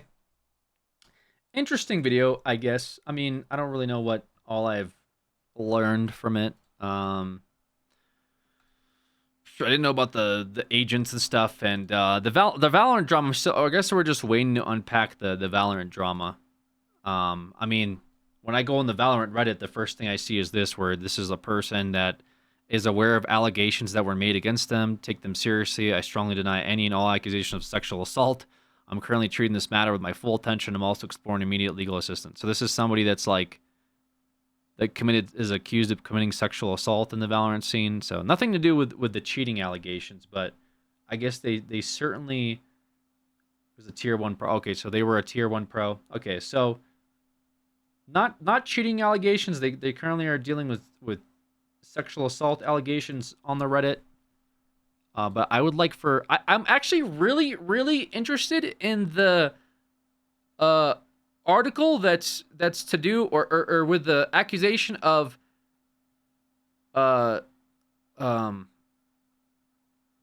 anti-cheat admins letting players cheat in matches because they're being paid off. That seems extremely scandalous. There's the Bungie drama about stealing art? Wait, what?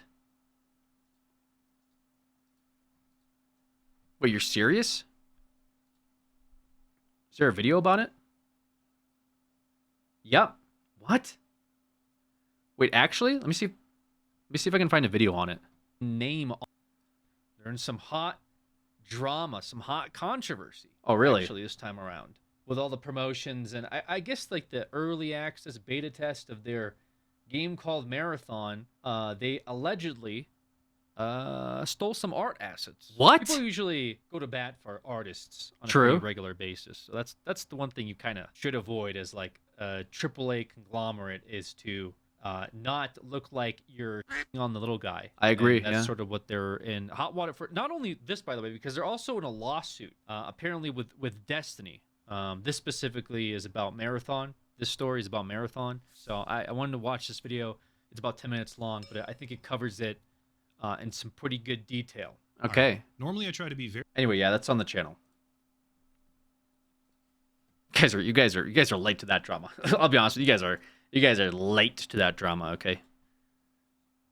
But I got you covered. It's on the Alex Extra channel.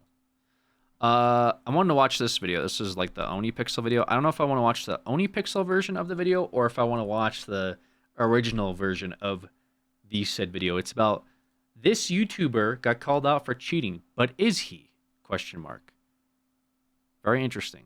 What is it about? Is it just like clickbait or what? There's one super duper popular YouTuber, Jacob Jones YouTube. You probably saw him on your For You page already, or on your like recommended page. It's this guy. Day drinking and smoking cigarettes in a public park at 3 p.m. on a rainy day. Please adhere to YouTube's selected guidelines before viewing the content of this video. I do not.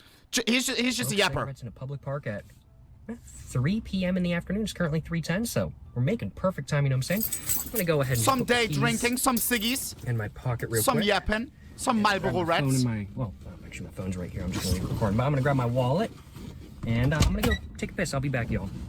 Nice and cozy content. Okay. Just full relaxing. Over 1 million subs. We let him take his piss.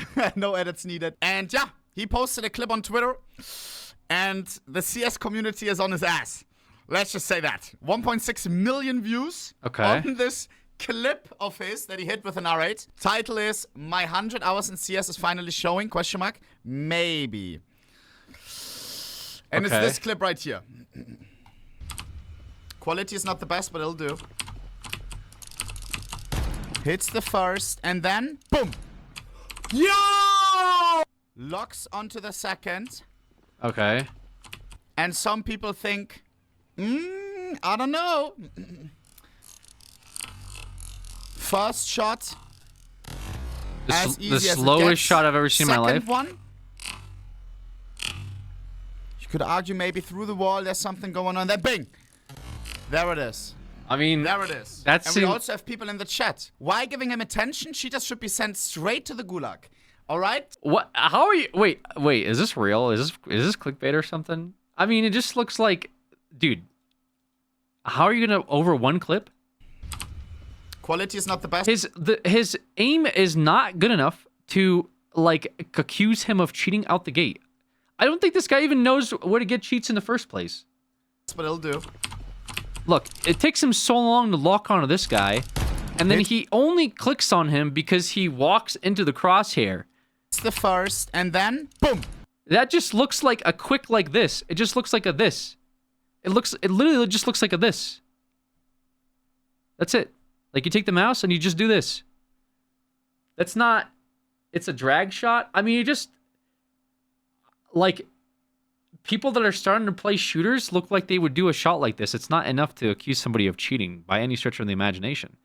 Like, it just looks like a flick. In aim labs, it's not a good way to play, I don't think, personally, because it's like, it kind of trains you to, like, sit still and hit a target. But, yeah, like, what people are saying, he's cheating off of this clip. That's pretty crazy. Who cares? He needs to cheat. He's silver. Wait, why are people accusing? This is crazy. People are like started to witch hunt on this guy over this. That's pretty insane, no? They started a witch hunt from one clip. He just should be sent straight to the gulag. All right, chat. Based on this 8-second clip, he is receiving hundreds and hundreds of comments, of reposts. There's a repost from an NA Pro, Cooper. XDD, not a single worry, just post the clip, aim locking. Volvo, hello. Guys. I mean, it does look really, mechanical. I will give that. Single worry, just post the clip, aim locking. Volvo, hello. Guys. It does look very snappy, but again, it's not enough for me, I would not be able to comfortably say somebody's cheating from that.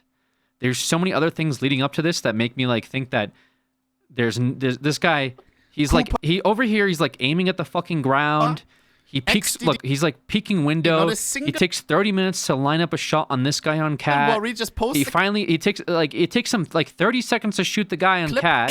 He shoots him once, and then it takes him 30 seconds to move into cover. He then starts lining up on this guy, misses the lineup, and then snaps and hits him, and then takes 30 seconds to move away.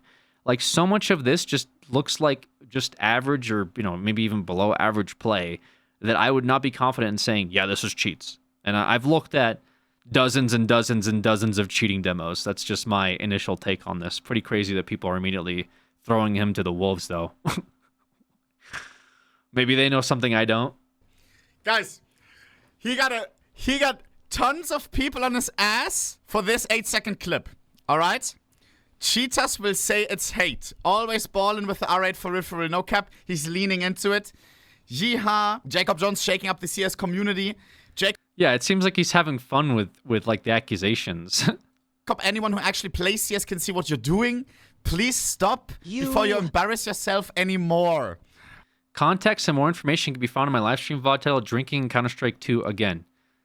Okay, so he even posts his VOD. All right? Does he look the at the Overwatch VOD? people from CS are on his ass. Can you maybe not cheat? And to every allegation or to every person that tries to call him out, like that says, hey, you're doing something sus, he's replying with this. He replied this to hundreds of people. Context and more information can be found on my live stream VOD titled Drinking and Counter-Strike 2 Again. On Jacob Jones' money. Feel free to watch it through. Robot biceps emoji. Alright? I hope you're not live streaming you cheating on Twitch as well. That will get your Twitch account banned. And then again, he keeps replying with the same thing. Nothing else. So, should we have a look at his Twitch with what he says? Guys, my take I will say at the end. I think this is quite funny. Let's see. I haven't watched this yet. All I've seen is the 8-second clip and all the comments and everything. Probably the clip is most clipped. Aim locking on the door. Okay, so people are already on his ass. Okay, so they started to clip this guy to like do this investigation. All right, what is his name? Jacob Money? Jacob Money Twitch. I gotta see this. Jacob Jones Money. I'm gonna do some digging myself for the sake of keeping it unbiased, so I don't read any comments or whatever.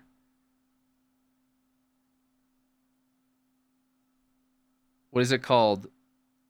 Drinking and playing Counter-Strike Part 2. Okay, so where is... Oh, there's an ad. Yeah, I can do a little demo watch. Was it a Mirage game he was on?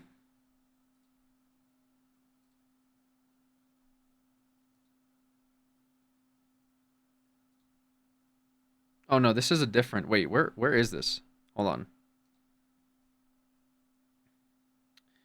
Okay, I gotta go through his clips, I guess.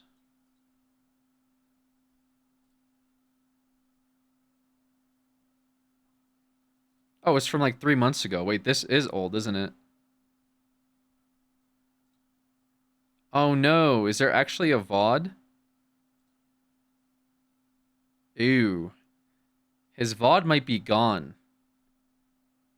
I'm looking through his VODs. His VOD might be gone, guys.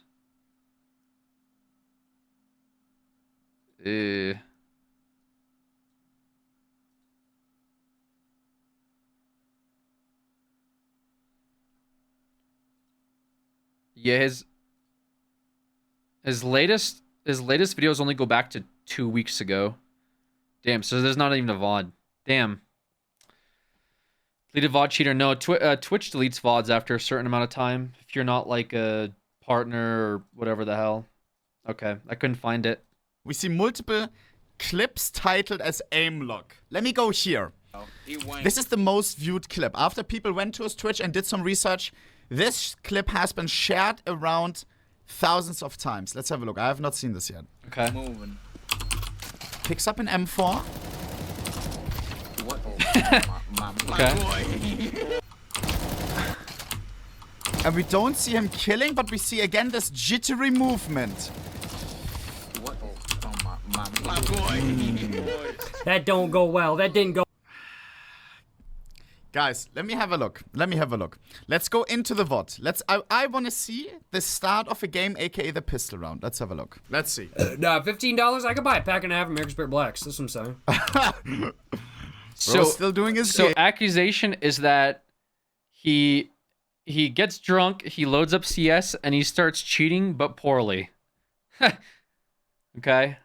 All right. Siggy's an elk. Mic check 1 2.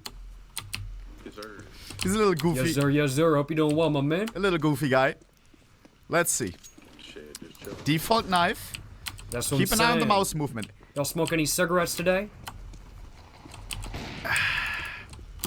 From what I can tell, Dude, this guy does not seem like he gives enough of a fuck to like cheat in any like what are you talking about? So this guy gets on, starts trolling, he's drunk, he's talking shit to his teammates, and he's also just hiding his hacks.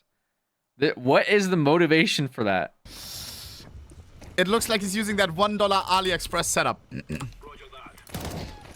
Hits the chicken, clean aim. Let's see how these shots are going. Okay, you can tell that he's clearly really. You know what I think is going on here, unironically? I think his mouse is dog shit. I think he has a high DPI set mouse and he doesn't realize it. And I think the only reason that we haven't noticed it is because he's doing very slow mouse movements, and whenever he tries to aim, it goes extremely snappy. So in like panic situations, it goes all over the place. I genuinely think that's what's happening. I don't like that's the initial movement that like just everything I'm seeing about this is the initial impression. Trash at the game. Completely trash. Like, look at that. Just look at the way he gets out of the screen. He looks up and down. Look how quick this is. The game. Completely. Do you see that? Like clip by clip.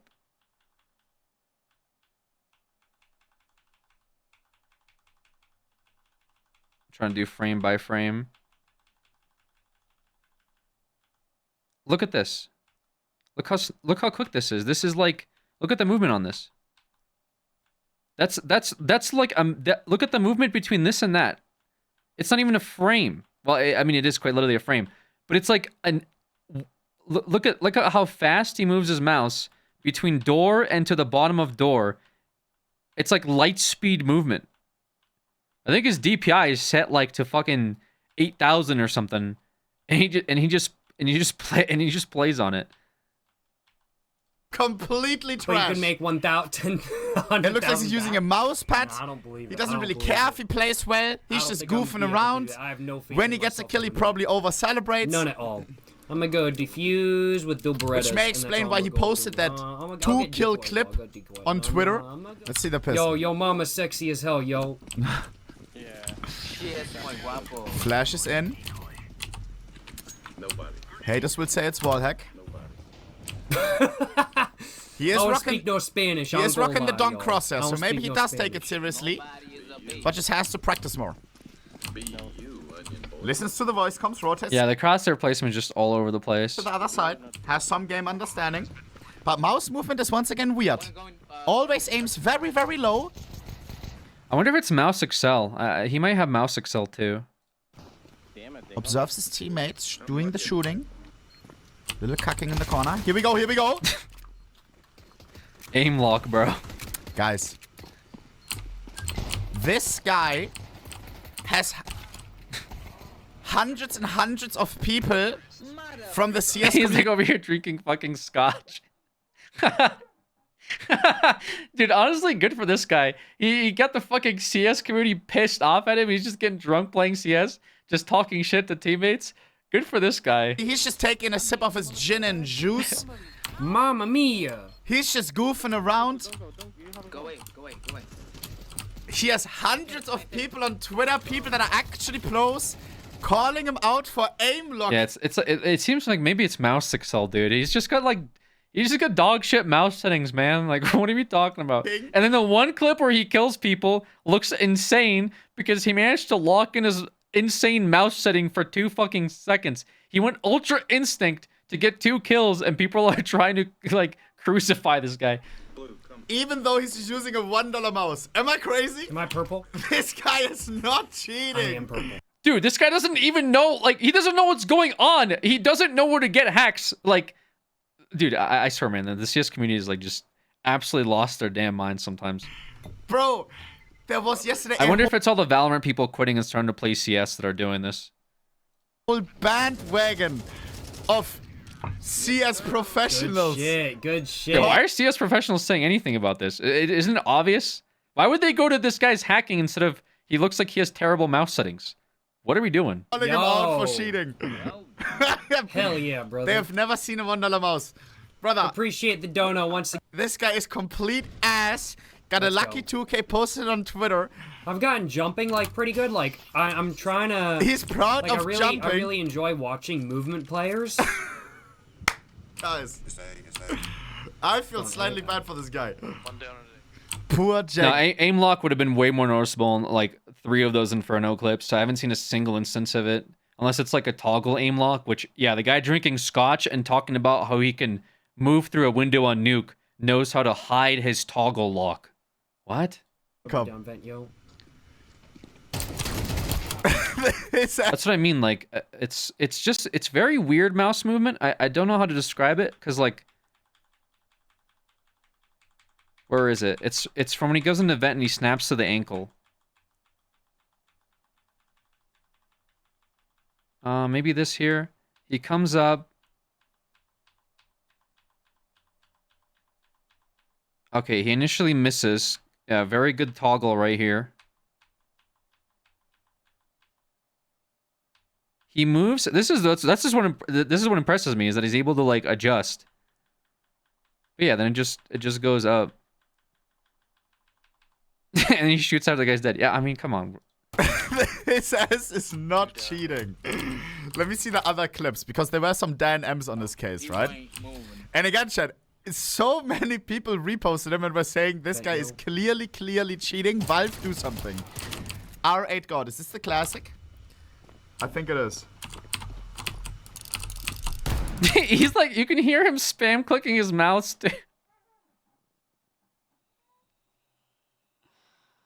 Okay, yeah. The guy that doesn't know how to shoot the R8 revolver just also is egregiously hiding his toggle lock.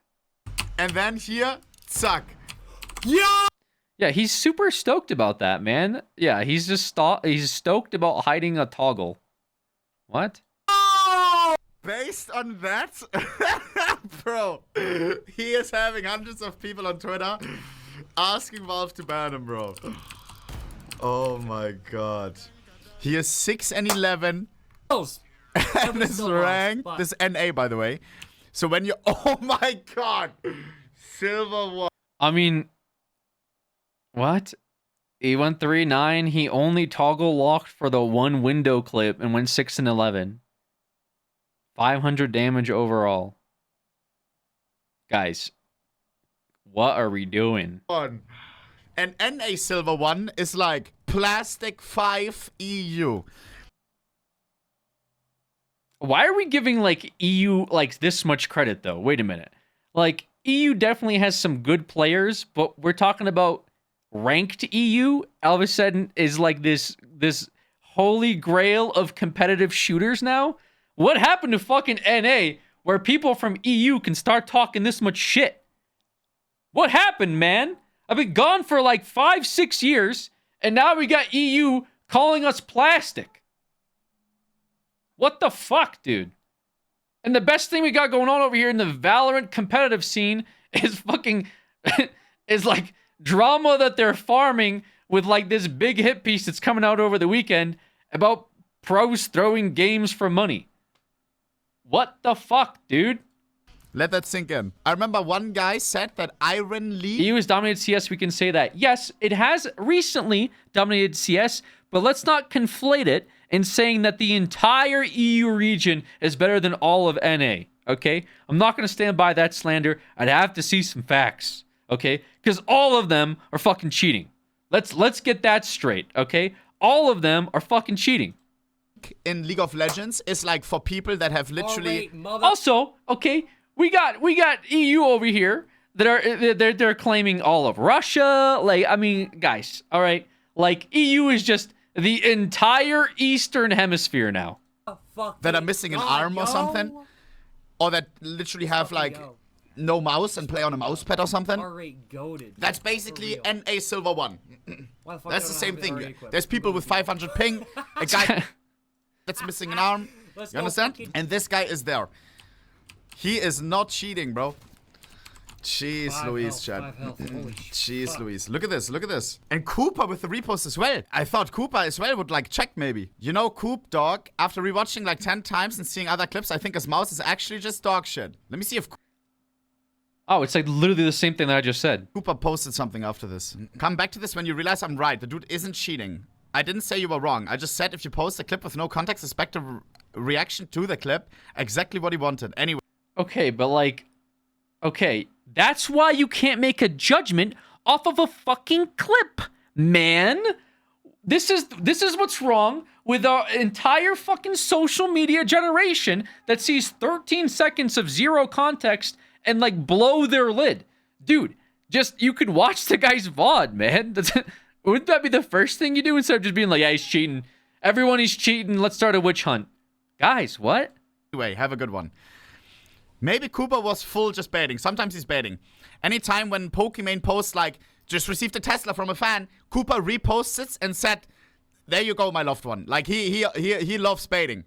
It could be just bait. But these 4,000 likes are not bait. These comments with hundreds and hundreds of likes calling me as a cheater are not bait. W rage bait, bro. Got the entire community stressing. Unintentional rage bait. But rage bait nonetheless, I suppose, was just happy with the kills. Not gonna lie. Guys. Hey. Poor fucking Jacob, boys. Poor fucking Jacob. Yeah, it seems like what happened was he put it up the clip, and then he was like, yo, check out my 2 kills. And people were like, you're hacking. And he's like, haha, yep. I'm a pro hacker. And then people were like, no, we actually are generally accusing you of hacking. To the point where he's like, okay, well, if you want more context and information, you can find them out. Like, it's just like so fucking stupid. This is the dumbest nothing burger I think I've seen come out of like the CS community since I've been back playing CS. But like, Jesus Christ, guys, what the hell even is this?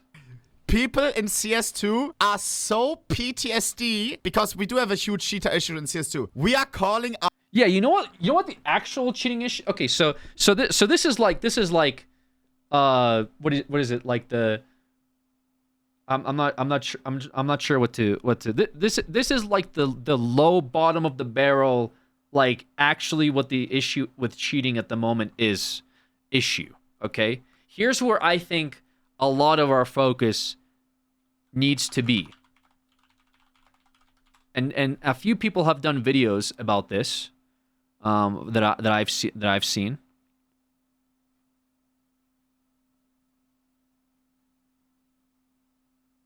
But this has been sort of like a few people have covered this. They've talked about it.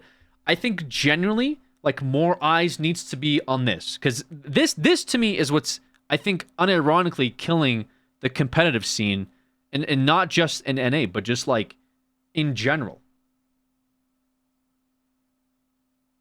This is Flom. Flom's like a guy that's been playing CS for a really long time. Flom was playing CS before I even started playing CS.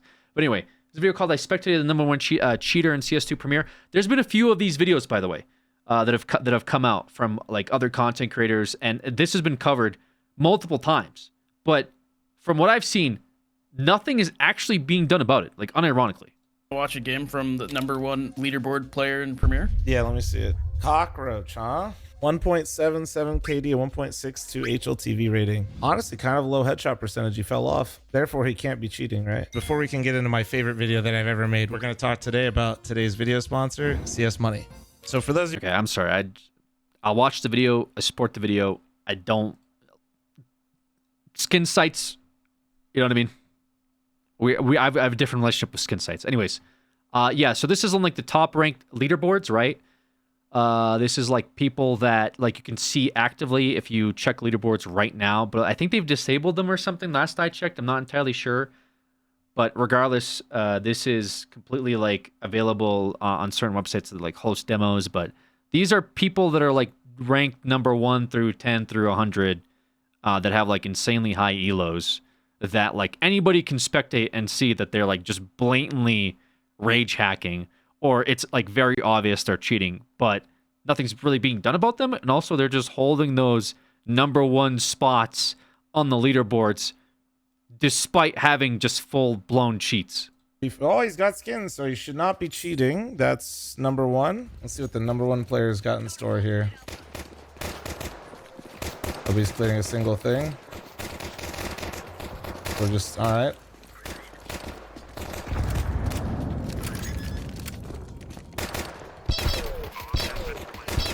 Oh my, he's trying to aim himself, it looks like. This is the best player in the world. Okay. You can literally see him fighting the aim assist. He was fighting something. Let's see what this looks like. So this guy's the number one in the world, or at the time was number one? Is that sort of right? Do you want to watch a game from the number one leaderboard player in Premier? Yeah. Okay, so number one leaderboard player in Premier. So this guy's like the top of the top in terms of like Premier play in CS. And so this is just like a demo that was uploaded to a site, because I don't think you can access it normally. You have to go to a third-party website. But those third-party websites have like uploaded demos all the time. And I think this is where you can pull demos to like watch these people play. Seems so funny to me. Like 5v5, 116. This guy's now walked into A main, not thrown a singular grenade, and he's now peeking heaven. Oh, he's real confident there's nobody pillar. Or like sight. This guy's got full nades. Does he just dry peek the guy headshot? Let's find out. Guys, come A, come A. Ah, yes.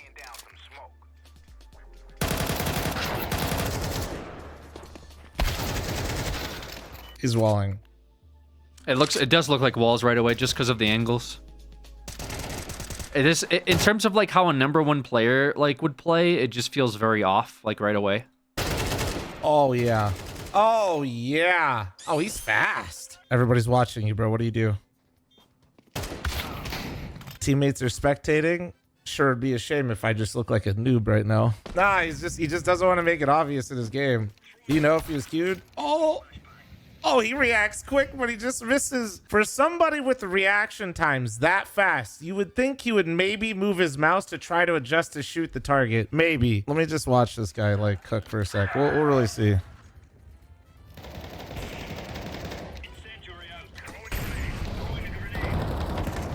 Oh, this is gonna be great. Oh, he just not a common spot. No need to. Yeah, I mean he's playing like he knows they're there like right away. And you know what I mean? Like it's very obvious. Like the movement and stuff and his pacing. He doesn't check angles. He plays like he knows exactly where they are, which is like a very clear indication of like wall hacks. I'm not sure if he has like a toggle or anything like that, but so far like walls are like my biggest suspicion. Clear that. The intuition. Unless the number one player in Premier just has like the greatest game sense of any player ever. The knowledge. Oh, like just right away peeking exactly where they are is just insane, right? Oh yeah.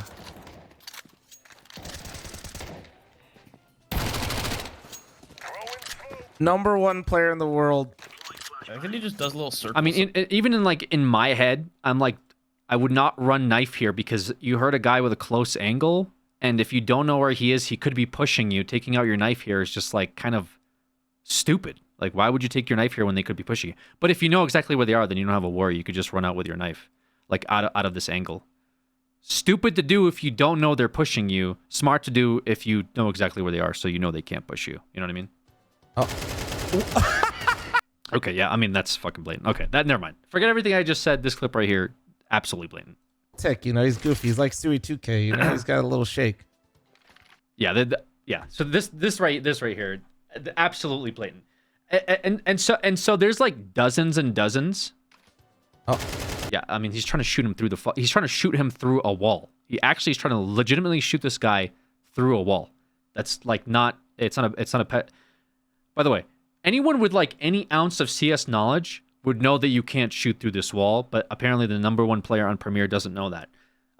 Just the number one player in the world just doesn't know you can't shoot through this wall. No big deal. It happens. It happens to the literally best of the best of the best that just, oops, forget you can't, this wall isn't bangable.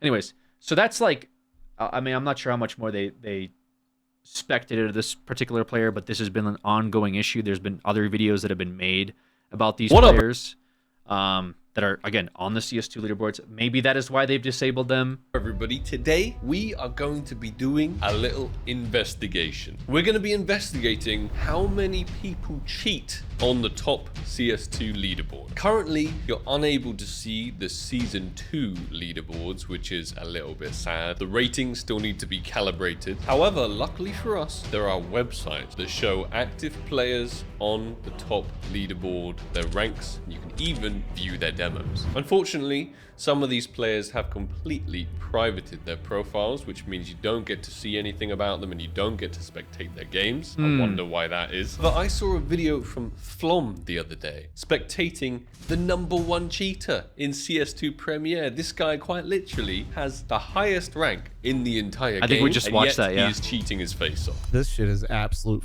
cinema. Not a common spot. No need to clear that. Wait, what the f was that? He said, shit. No, I'm not looking that way. Oh my God. Wow. Oh, yeah. Anybody wondering if this guy was cheating from last? Oh my God.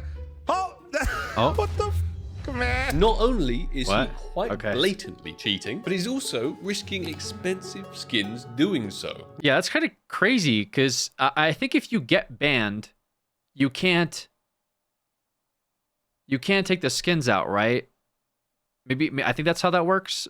I think you can't use the market if you get banned. I forget exactly. I think your inventory gets locked out. Yeah, so he's rocking like very expensive skins on the #1 account. So I think he's just like a rich person, oiler that's rage hacking, pretty common, but also just weird to like, yeah, just a weird mental to do that. It's like an ego thing probably, I assume.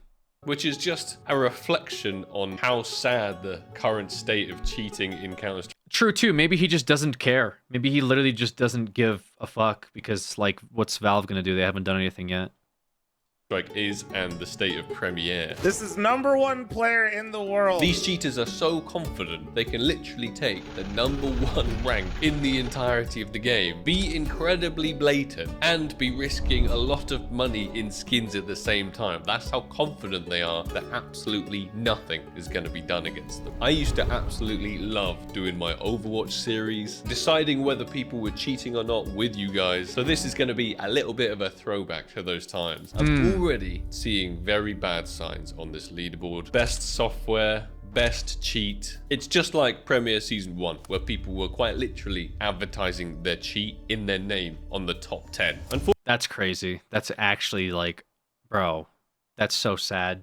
Unfortunately, we can only get fairly recent demos from these players, so anything like mid-February like these, that's not going to work. We have to get people with recent games and people that don't have private profiles. Looks like the very first one we can spectate is #20. He seems to have a lot of very expensive skins and a VAC ban on record. It's up to us to decide whether these people are full-on cheating, which is very highly likely if they've reached this rank, or whether they're queuing with cheaters getting boosted to this rank. I think at this stage, these are quite literally the only two options to make it into the top players in Premiere. So Mr. Clown is the highest rank in here for sure.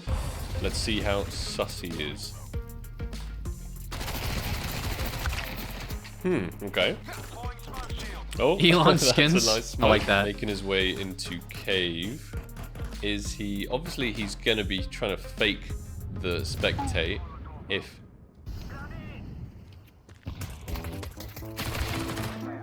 I don't know about that. Is that... I don't get the impression that this guy should be top 20. It feels like he is just walling and trying to hide it. Can he... Oh, I don't know. Could he even see that guy? I don't think it's walls. I think it's just aim lock, aim snap. The smoke on my screen, you couldn't see that. Yeah. He's got some weird, like, jerky aim stuff going on here, or he's just the highest sense player. I feel like he knows that guy is up there. No, I don't think it's walls. I think just actual aim lock. Aim lock's like nowadays, like I guess easier to hide because people's aims has improved over the years. Like walls are more detectable, whereas like, you know, just having better aim, you know, is less detectable because people are more inclined to like just maybe think that you're good at the game versus like you could see somebody throw a wall. That's why he's unwilling to push out like this. Yeah, I don't know about that. Ooh, that's an interesting player model. Why is Bulma's hand? stuck like this.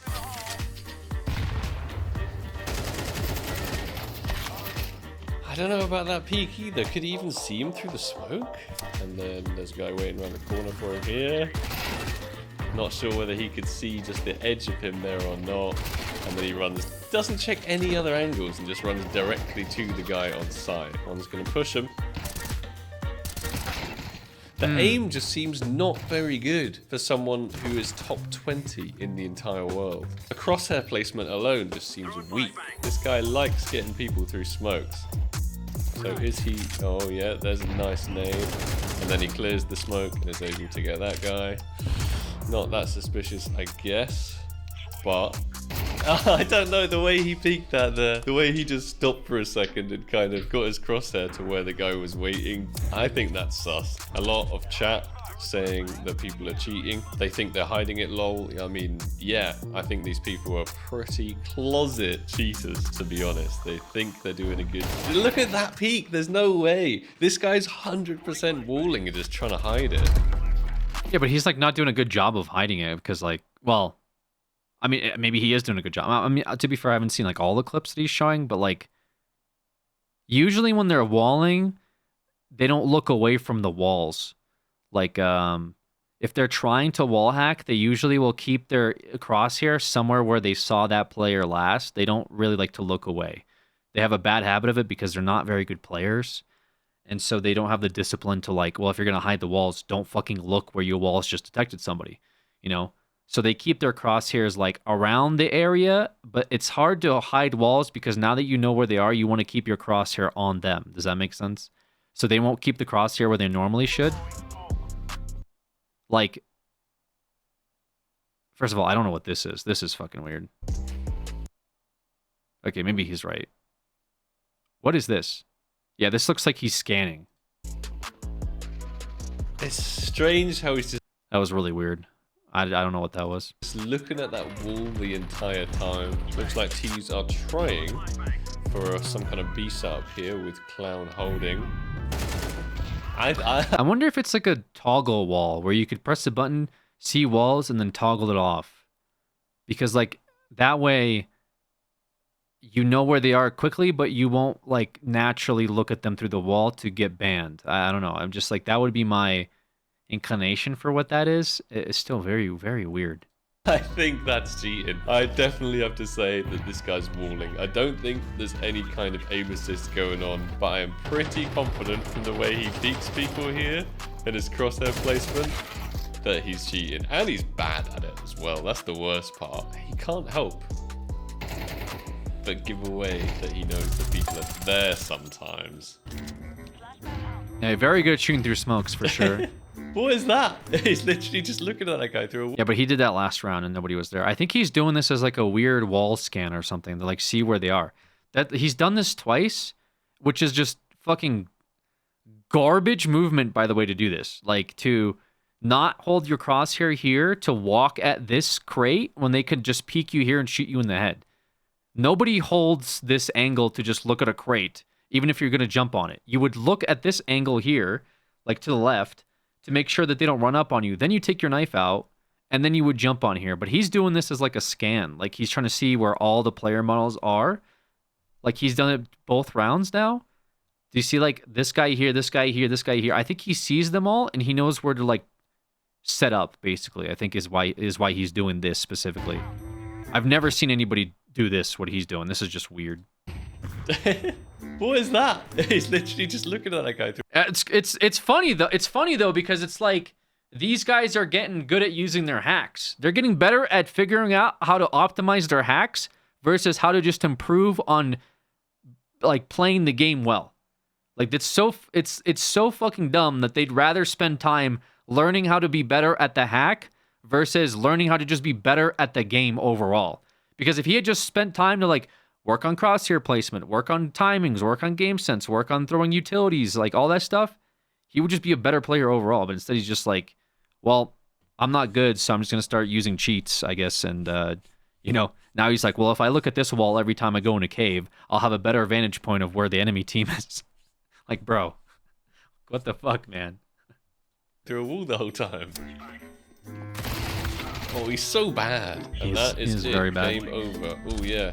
Of course, we have a rank level 1 with barely any medals up the top fragging on the CTs. Probably Clown's friend, but he's got his friends turned off, so we can't see who's boosting him, but I think he's cheating as well. And his comments seem to think the exact same thing as I do. Boosted dog with cheats, boosted 5 cheater in Premiere, boosted bot, level 8 on Faceit playing matchmaking with spin botting dog, minus rep playing with cheater in lobby. So it does seem like number 20 is cheating and also getting boosted. I haven't seen the new cheaters. Jakey video and he's now. got like a 2,000. I might look at it like tomorrow or something. He was kind of closet about it. Let's check out Refrain's It's a long video, right? It's like over an hour long. 3.36 KD. I think with this 37 kill game, this guy might be a little less closet. They have a Refrain on this team, and we also have the Refrain that we're specking. And then we have another Refrain. There are Refrains everywhere. And Jiaolu's everywhere. Only 1 game owned, and then probably absolutely nothing in his inventory. I think we know what we're about to witness. And this is rank number 21. We can obviously see the auto B-hop.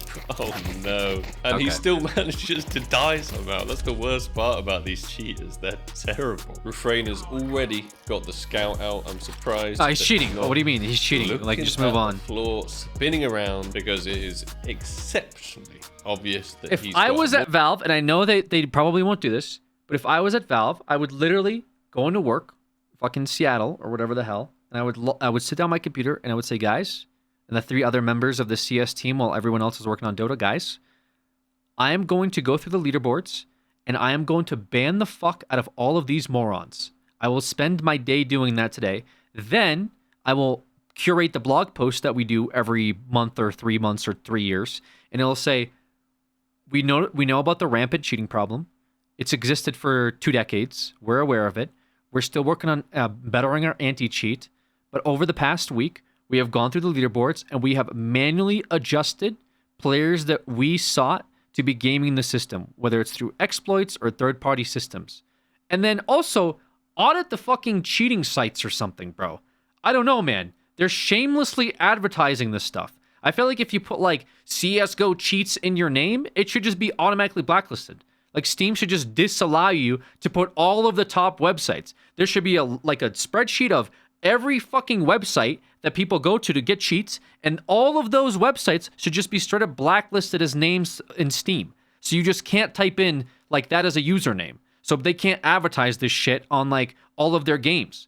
It's just you can't even say the words in text. Like if you try to say go to cscheats.com, it would just be blacklisted. Like it would just be auto banned or auto word filtered. And if you keep trying to do it, you would just be put on like a 10-day ban or something like that. You know what I mean? Steam won't limit text. I know they won't. I'm saying this is what I would do, okay, to just try to win back the trust and the earnest trust of the players that have been playing this game for years, because they're just not doing it. And that's my issue. And this was my issue unironically 10 years ago. I had this same issue 10 years ago. I even have a fucking Reddit post I made where I said it generally doesn't feel like the developers care about this game. What is going on? And some people are like, well, yeah, they do other things. And I'm like, okay, but they should care. The game is big. Why do you not give a fuck?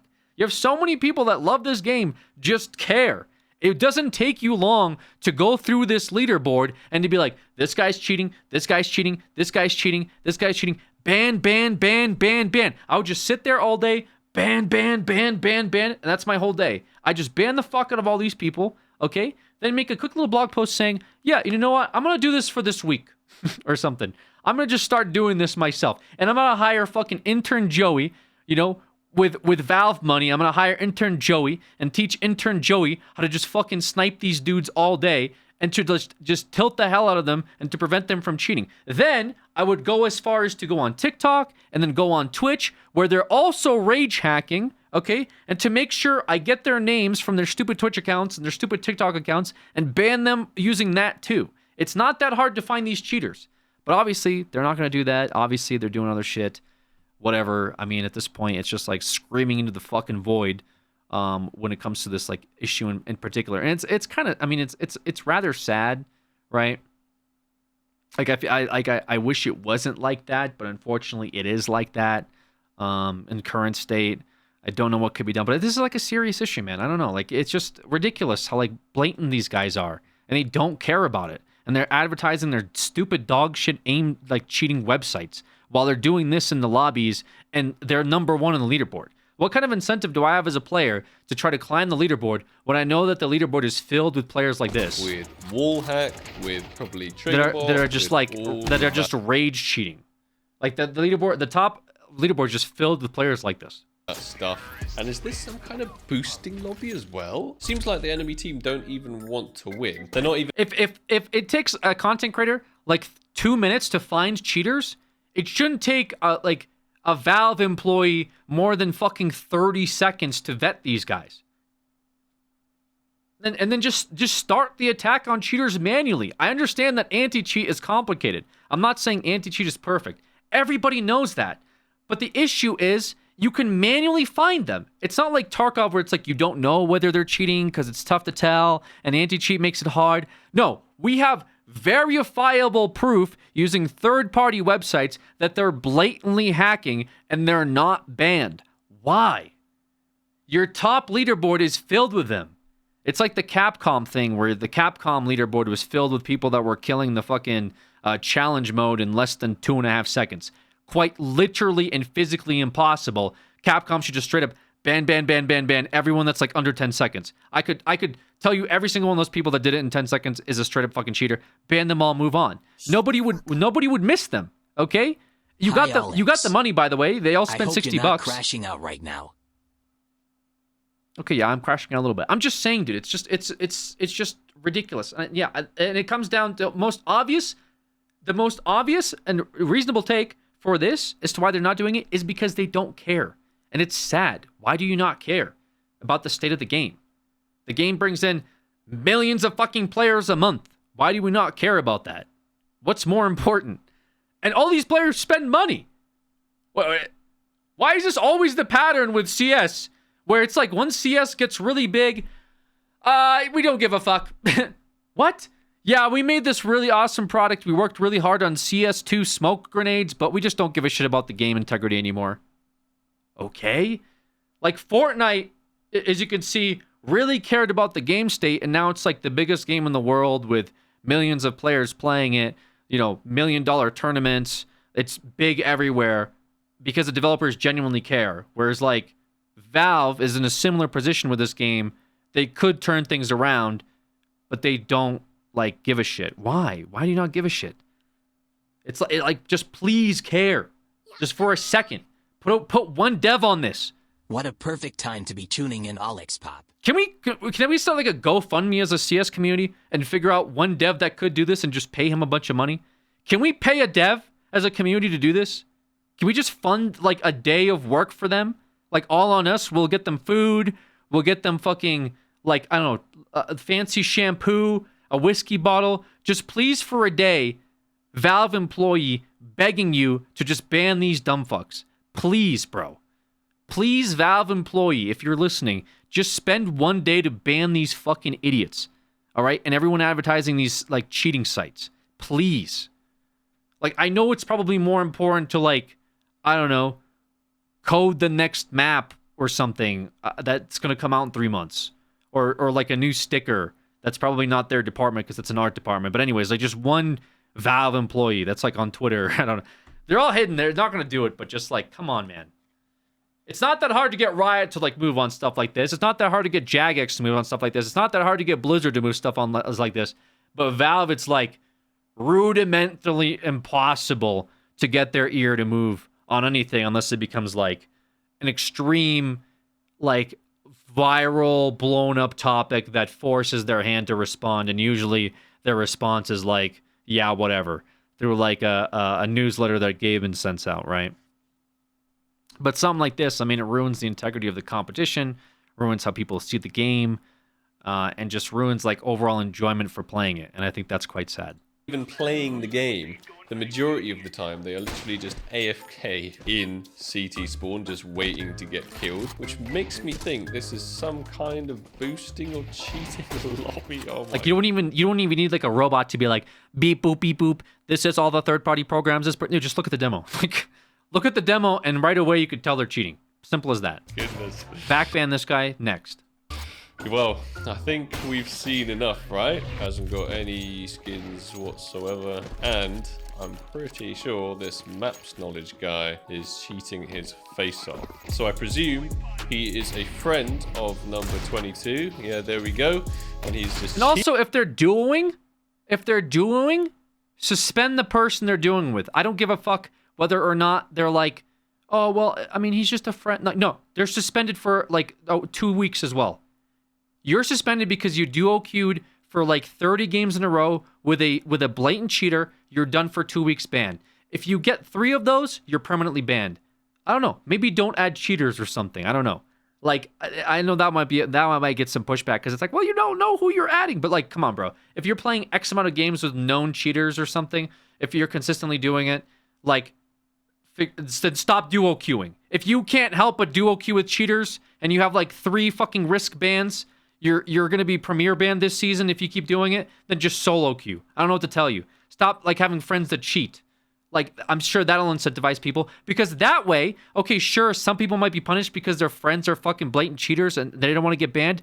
But what it'll do is de-incentivize people from getting boosted, which is also an issue. Because boosters, what they do is they pay another person to cheat. That way, if the cheater gets banned, they don't, but they have this like conflated elo, okay, that puts them in this like weird group of people that they play with even though their rank doesn't belong there. It'll de-incentivize the boosters because now they're like, well, I don't want to pay a cheater because I might get banned too.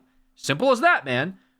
Like, put the duo queues on suspension, triple queues on suspension, whatever it is. Cheating his face off and he's boosting number 22. That doesn't mean that this guy, number 22, isn't cheating. Because it's not like a I mean, sure, it's a problem with thousands of players, but we're talking about the leaderboard, which is like, let's just say like top 1,000. We just care about the top 1,000 right now. All right. So the top 1,000 need to be put on like a fucking FBI watch list when it comes to cheating. That's all. I know there's hundreds and thousands of players. We can't figure all, but right now we just care about the top 1,000. Start there and let's tackle that first because that's the root of the problem right now. Okay, and then the message will start like trailing downhill really quick. People will get the MO once they start seeing people just get fucking wiped off the face of the earth for cheating.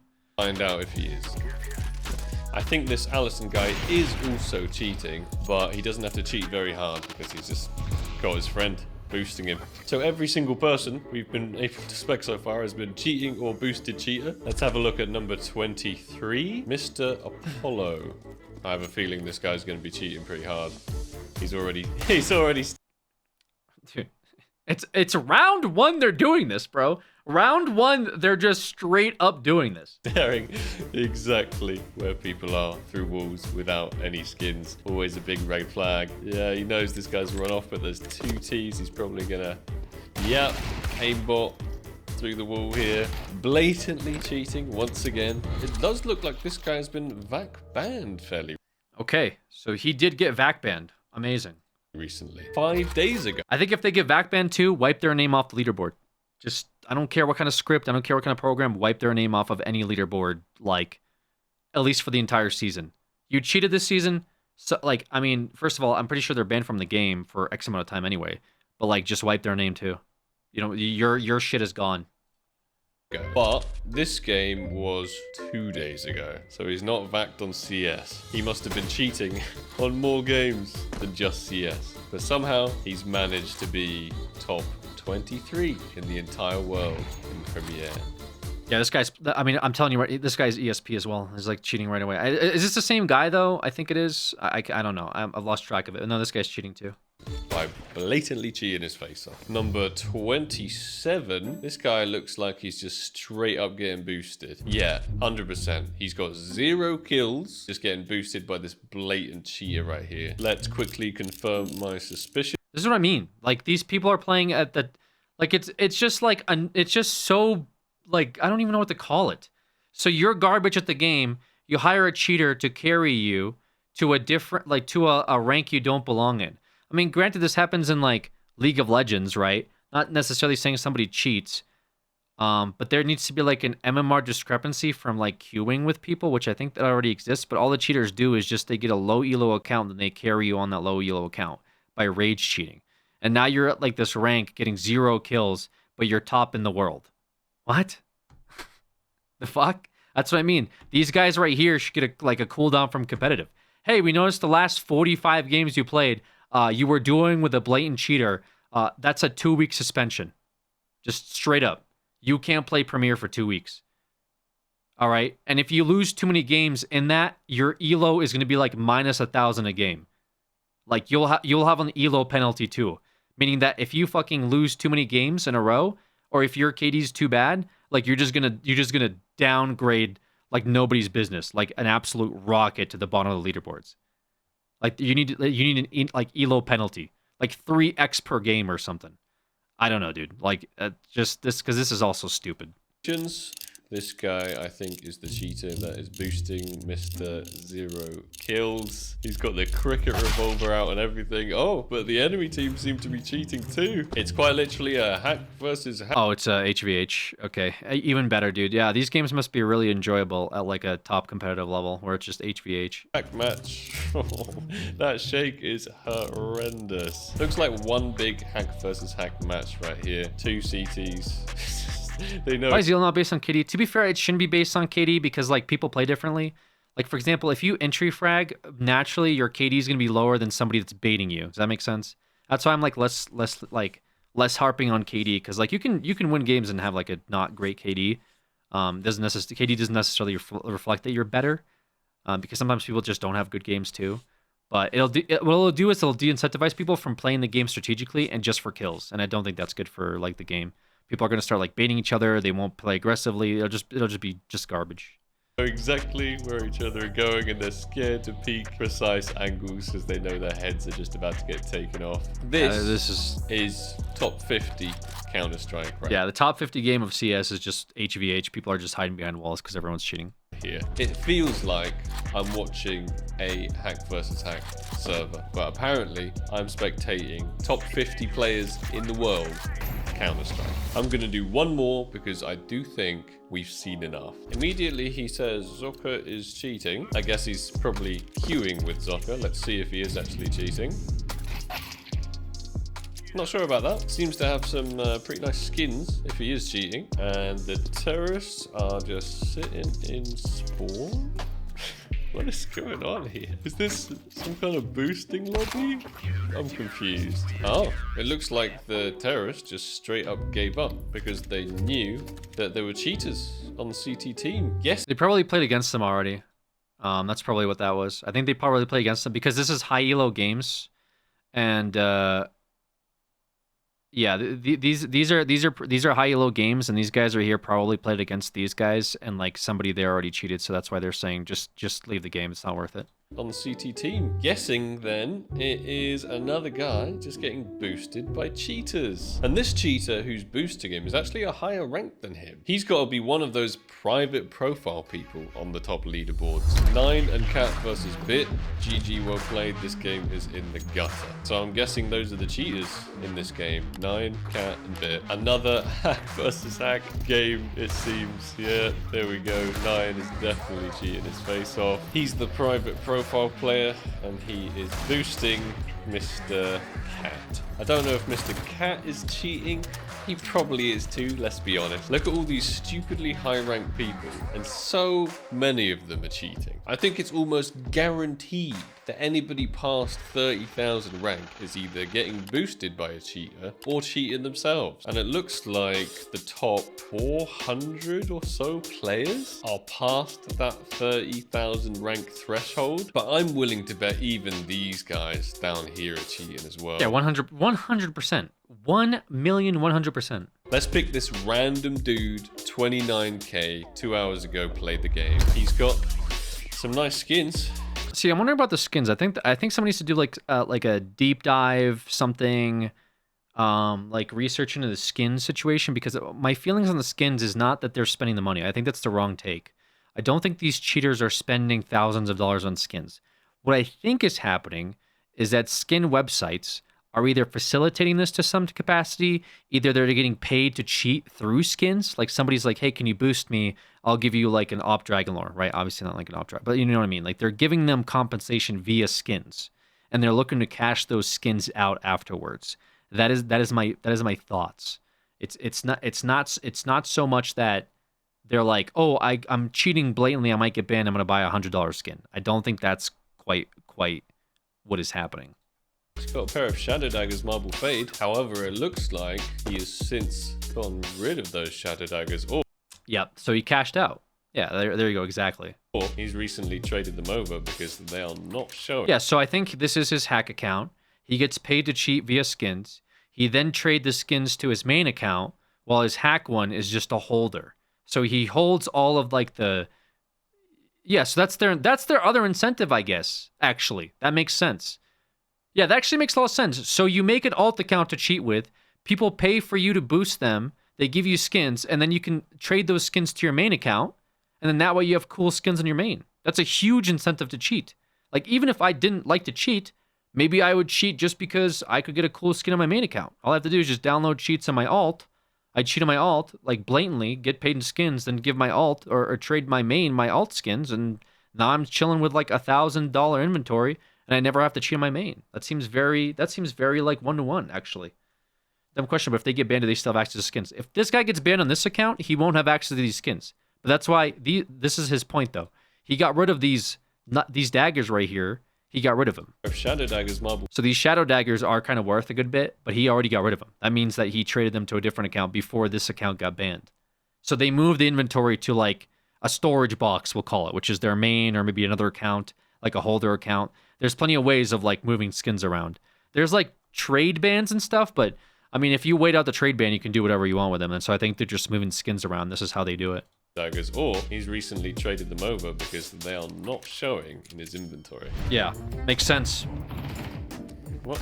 What's he doing here? I feel like he's trying to fake out anyone spectating him, but does he? Yeah, he knows this guy's coming behind. Obviously, he does. Yeah, I'd say walling, not aimbot. But even this random dude at rank 500. Oh, he gets the collab. And will he know that there's another guy connector slow walking? Yes, he does. But he's bad with cheats. So many of these cheaters are so bad without their cheats, it's embarrassing. And it's not just this guy standing AFK and spawn adjusting his cheats. I also think the top fragger on their team is cheating as well. Definitely walling. I think he pre-fired that guy before he'd even stepped out. Oh, and he knew this guy was peeking the angle, so he jumped away the moment he was meant to be. Yeah, the way you have to play the game with hack versus hack is just like disgusting to me. Like, it's just the most like unethical gameplay I could. It physically makes me ill when I look at hack versus hack lobbies, because they're quite literally programming themselves to play the game at like a level that is like unfathomable. You have to play the game with the sense that the other person knows where you are at all times, and so your movement and everything else that you have to adjust for just like completely disintegrates the fundamentals of the game. It like ruins the absolute integrity of the game in like every way. And I don't know how to where it just, like I said, it just makes me sick. Like, who cares about lineup? Who cares about smokes? Who cares about like crosshair placement? Who cares about movement? Just play the game where you're outpacing the other person with hacks. And so the hacks are just developing to a point where like, who can shoot the guy in the head faster when they turn the corner? That's literally all it is. Jamie, thank you for the resub. Appreciate it. Speak out. And this is literally just some random dude, which is like less than top 500, and he's clearly cheating his face off as well. I think everybody with a red rank is probably cheating, or at least getting boosted by cheaters. Don't think Mr. Psychos seems to care too much for smokes, so let's see what happens when this terrorist steps up to the smoke. Yeah, there it is. And unfortunately, it's not just this rank. This rank is incredibly blatant with their cheats, but if you move down the rank, I'd say there's probably equally as many cheaters, but they're just even worse at cheating, or trying really hard to hide it and being closet cheaters, which I personally seem to come across quite a few of them. I'm actually very interested as to why these people cheat, and as to why they risk so much value in skins cheating. Are they? Again, I don't think they keep the skins. That's like, now I'm piecing that together. I do think that they, like, unironically, I think there's like a skin market for cheaters, because skins in and of themselves are very lucrative. There's a lot of value to the skins. I mean, we looked at the skin market the other day. There's like billions of dollars of market value in skins. So there's a huge incentive to cheat if you're getting paid in skins, right? I mean, if all you have to do is load up some software on your computer and, you know, carry somebody, and then you get paid like, you know, like $300, $400, $500 in skins that you can liquidate or like buy Steam games with, or just put on your other account and look cool on, because obviously skins are cool, then yeah, that definitely incentivizes people to cheat. Why not? Especially if it's like, you know, $30 to make a or, you know, to get like CS2, or actually no, isn't CS2 free now? Wait a minute, is CS2 free?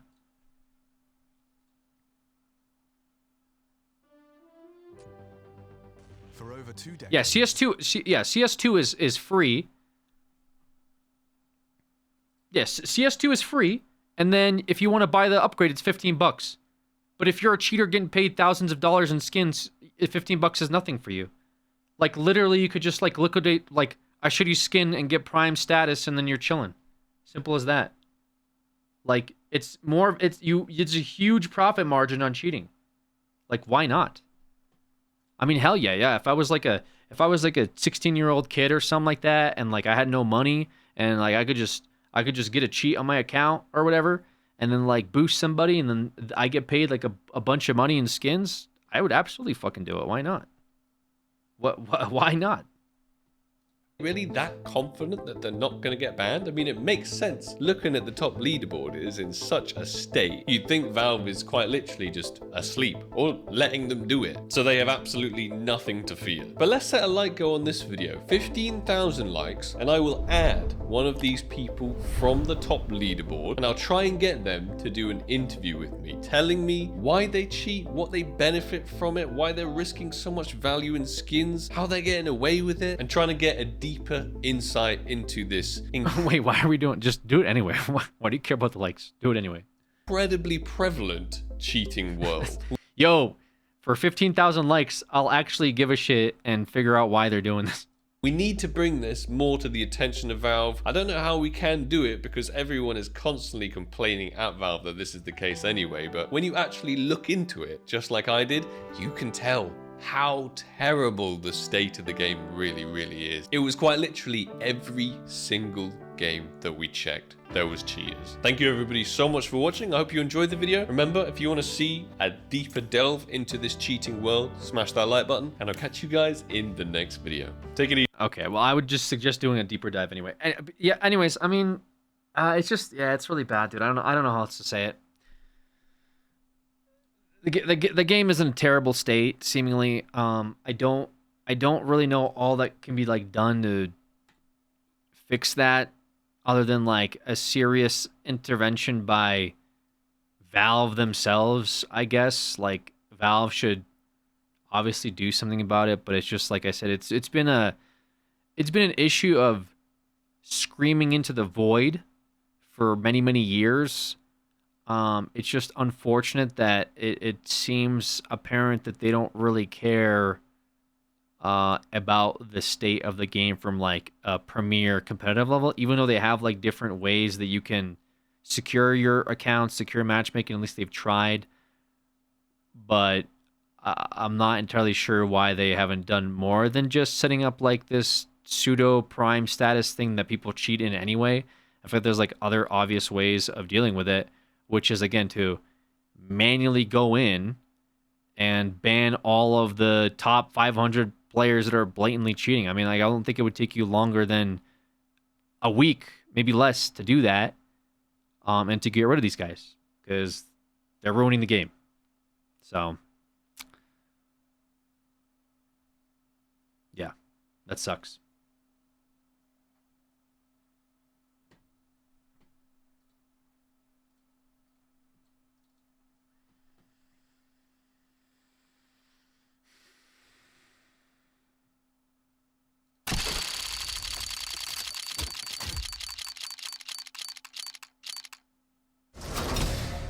Okay.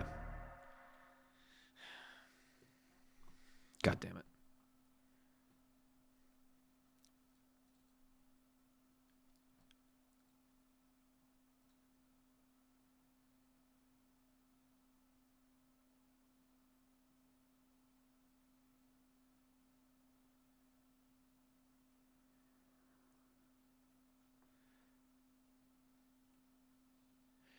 Letting your room is dope, by the way. Yeah, I appreciate that. I think the game would die if you somehow find out how to catch them all.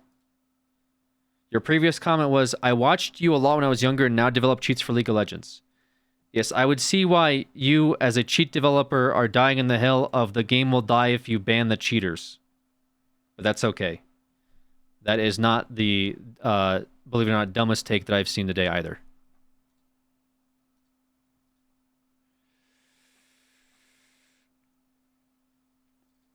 Okay, also, Privileged Skank, appreciate it. Gav Panda with the 41 months. You get another motorcycle yet, old man.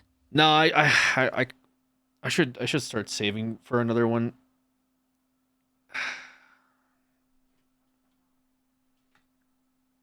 Just put all the cheaters in cheater queue without telling them.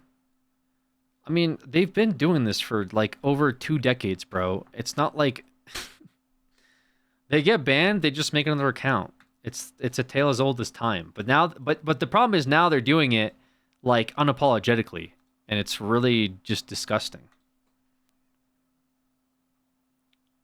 Yeah, I kind of want to get another bike though. But like I said, I gotta save up for it. Unfortunately.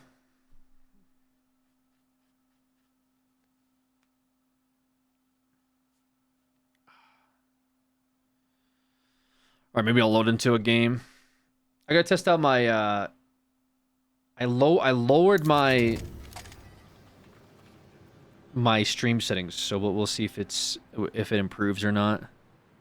So I play like a game or two, see if it runs better. Hoping it does.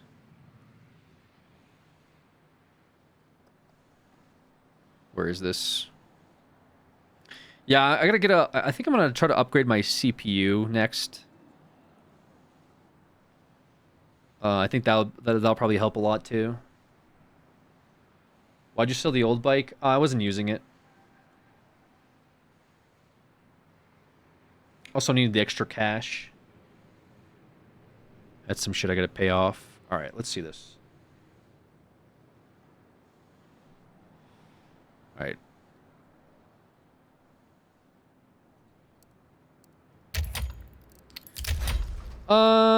I'll just jump into it, man. Why not? One case for good luck. It has not been a good luck for a while, brother. Okay, we're not doing case for good luck. I don't even do I even have any cases? No, I don't have any cases. What would I even open?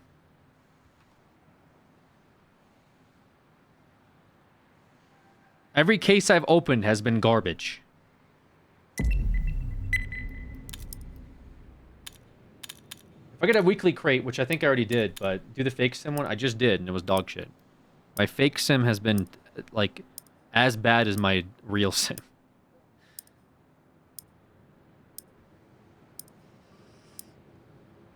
They're waiting to be opened. I don't have any cases, bro. I'm telling you, I don't have any more cases. This is everything I have in my possession, and it's all terrible. I'm telling you, next skin website that it wants to sponsor me, I'm just gonna take it. And it could be extremely unethical. They could have like blood money, money laundering, and be supporting like 3 different wars that are going on in the world, and I'll just be like, guys, I had no choice. Guys, I had no choice. I had to do what I had to do for some skins, okay? I'm sure you guys will understand. You guys will be like, dude, Alex, you're supporting the literal cartel. And I'll say, yeah, but brother, check out this knife. There's some cheap bikes out there. They got my 1981 GS585 for like 1K. I built into a Cafe Racer, great bike, drive shaft over. I don't want to fucking build a bike in my garage, brother. Like, what are we doing here? I'm not gonna fucking build a bike. Also, it seems really sketchy. I'm just not a good mechanic. I don't want to like work on something that like one part goes out while I'm on the highway on a fucking motorcycle, and I go into a guardrail and I don't ever stream again because I'm gone. I'm like, press F in chat. Like a car is whatever. Like at least a car is airbags. What do you have on a bike if a part goes out? Oops, I forgot to put in the drive shaft correct, and then I die.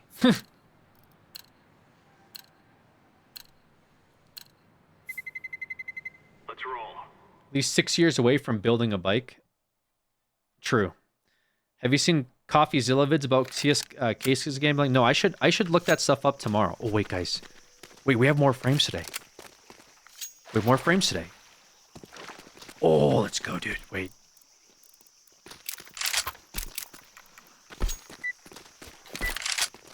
Not that much more, but a little bit more.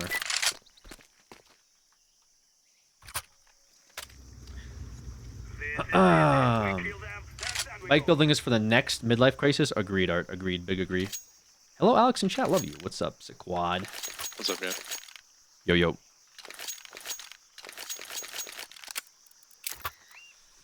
All right. Let's try to lock in. Dude, why do we have Ancient again? Wait a minute. Oh my god. Why do we have Ancient again? I just played like 5 Ancient games yesterday, man. I'm fucking sick of this map. Any nades? No nades. For smoke.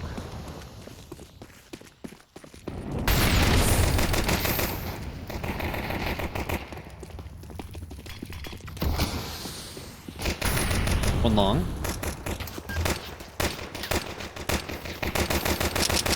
Two CT, one long.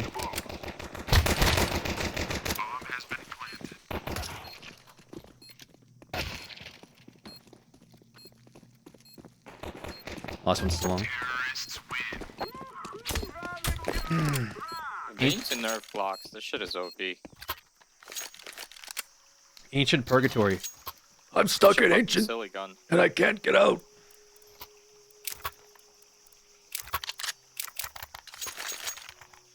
All I wish for Cobbleback. Yo, isn't Cash coming back? Hey, can somebody back me up on DRAM? Why are they getting rid of... Yo, why are they getting rid of Mirage? Yeah, I got. Is there something we can set preferred maps? There's a different competitive mode where you can play exclusive maps. Do you know this? One's pushing on the left. On the jump up. Okay.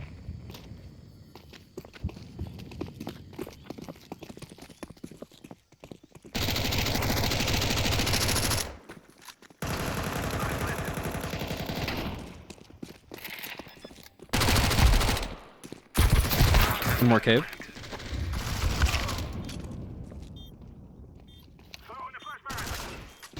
Two CT. Last. Is it true or meme when it's GG after pistol rounds win?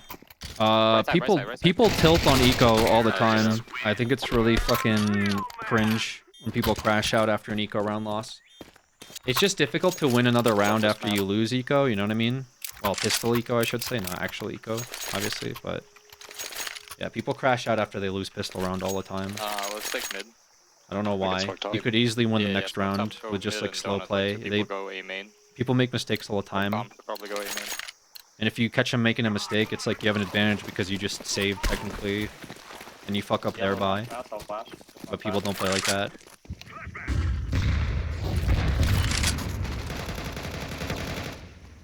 I'll fall off gang. One more. Hey, I'm sorry. That's okay. Bomb, go, go. Yeah, I was stuck on.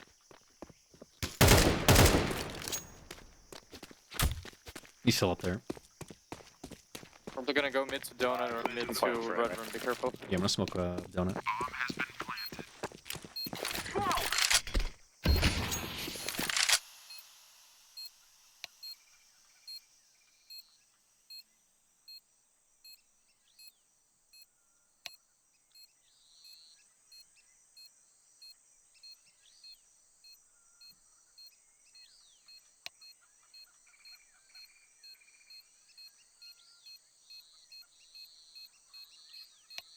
Saving, really?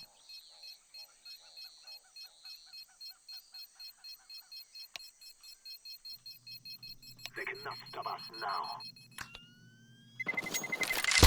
Terrorists win. Okay. Oh, and then he died? What? What? Guy died. Okay, weird. A very strange play.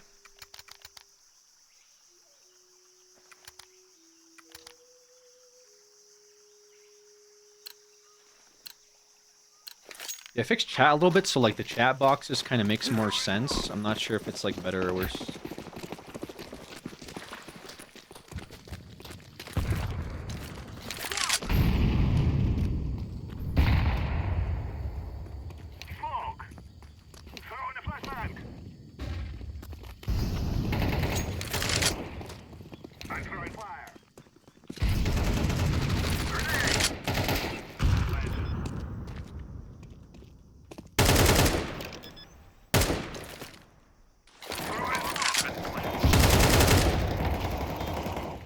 Landed for ramp.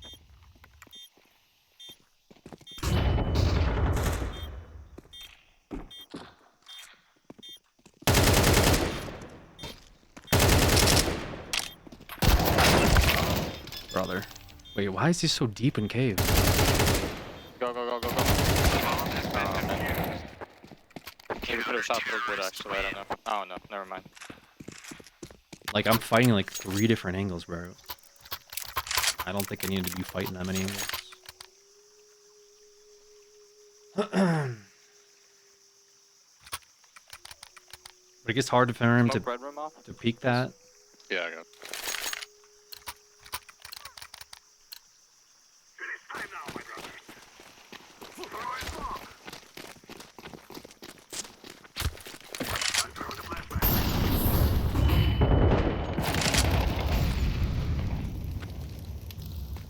He's lit as hell in red room.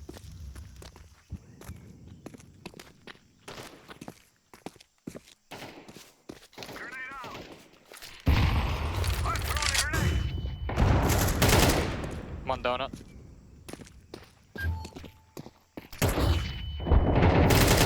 Good shot. One more CT. Nice, he's dead. Last to probably CT, careful. Plan for A man. Bomb has been planted.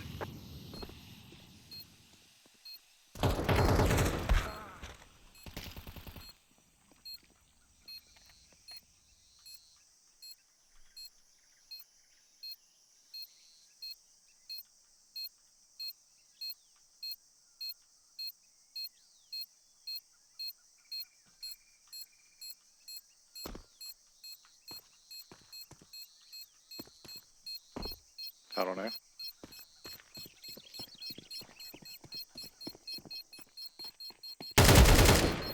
We are going to win. Terrorists win. We are the best. They're doing a lot of saving. It's pretty weird.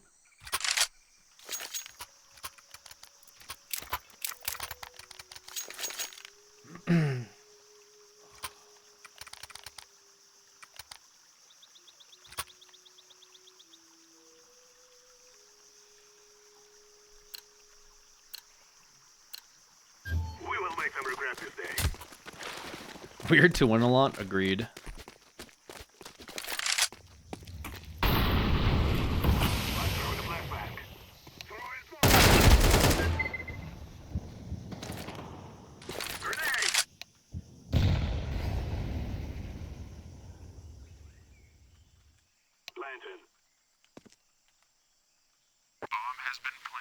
One pushing behind you guys. He just came in a cave.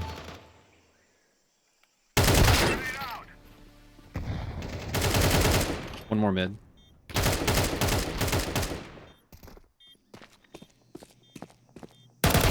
Terrorists win. We will dance on your graves.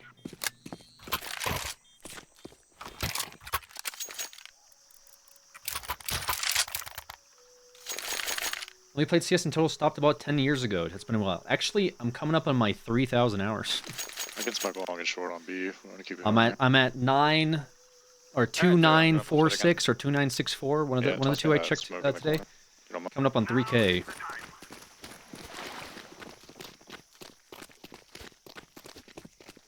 But I don't know. I'm very rusty, obviously, from having not played for many years.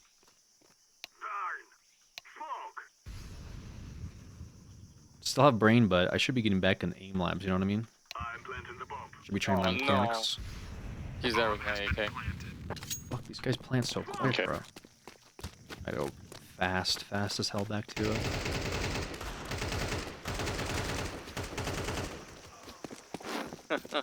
Shit.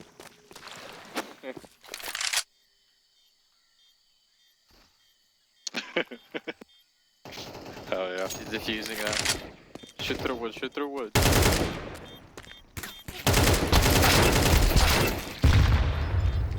They have kit. No kit. Damn. I think they still got it though. Maybe. It's close. Oh wow. Wow, wow, wow. Holy shit. That's crazy. What was it? 0.1. 0.1, dude. Yeah, No way it was that close. I was thinking that guy 0.1. would push up. Oh my god. I haven't seen a 0.1 in a fucking while, bro. They put me in a 1v5. I had to run out of spawn with a bomb down. It was a 1v5. Maybe if I kill him faster, fell back. I don't know.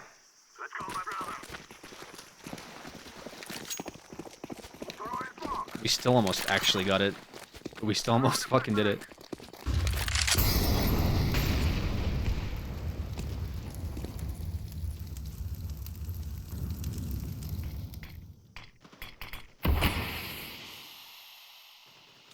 Nice, one on the right towards it.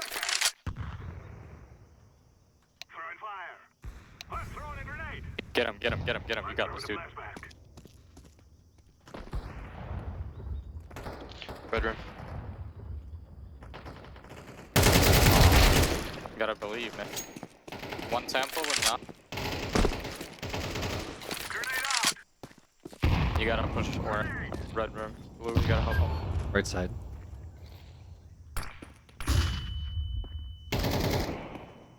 Get him, get him, get him. Nice, nice, nice, nice. Temple. One temple. You could take a beat, take a beat. Fuck. Yeah.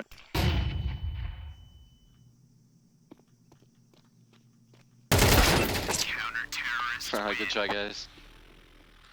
Why am I at... Okay, that was weird. I was at 100 FPS there until I pressed escape, and then it reset.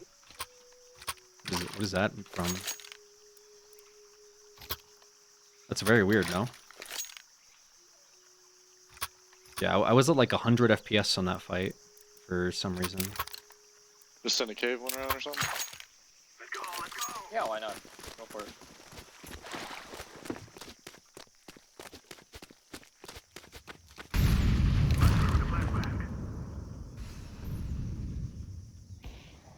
Shut up on CT side.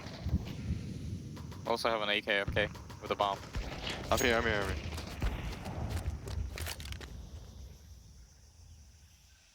Damn.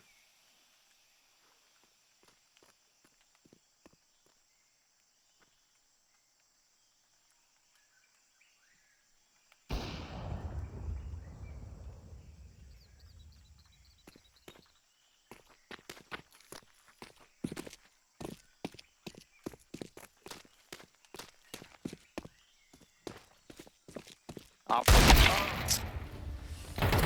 One behind you. Oh, he's got an AK. Thought we were just chilling. Plenty of time. Got utility.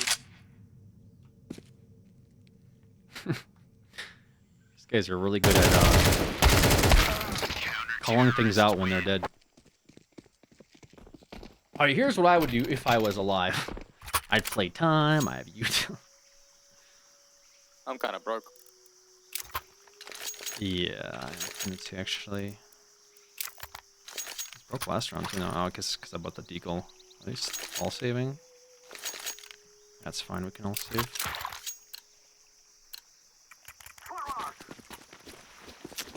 We can all save.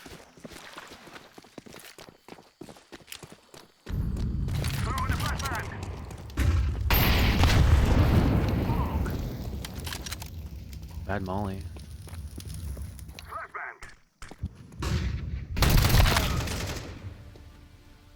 Still pushes it.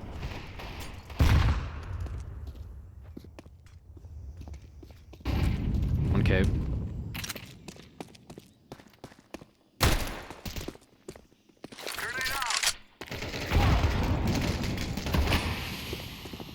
Wait, what?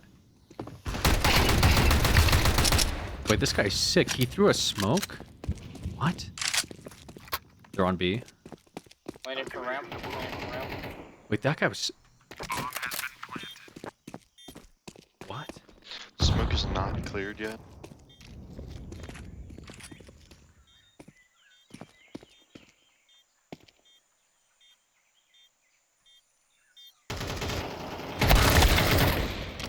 Damn. I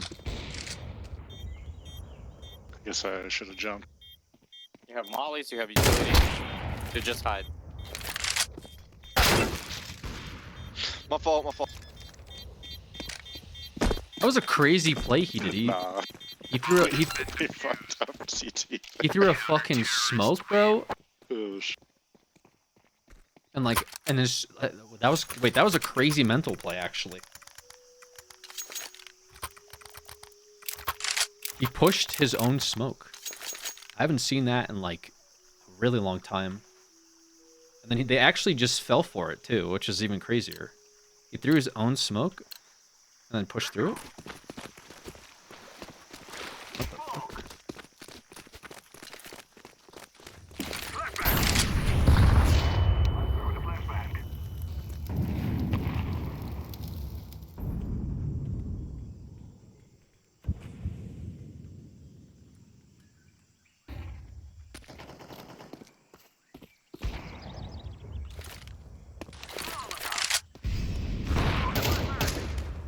Up and down.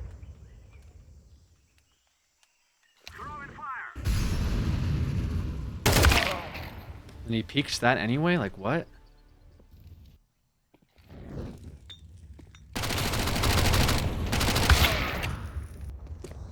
That was bomb, unlucky. Actually, really bad.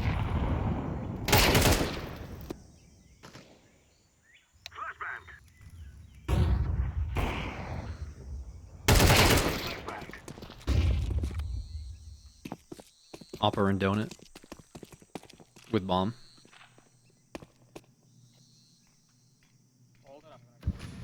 Hold it. One shelf, too.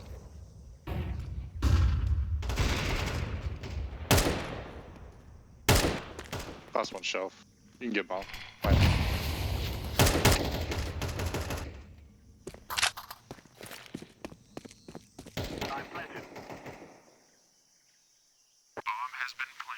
Hmm. No, I saved the op for sure. I guess he doesn't.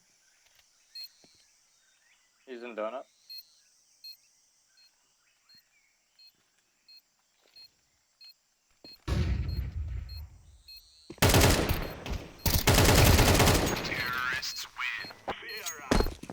I guess he doesn't save up.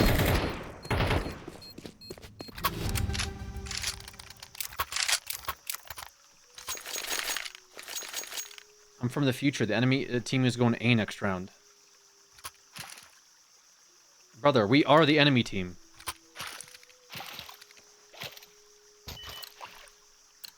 Can you do the smoke for B? Yeah.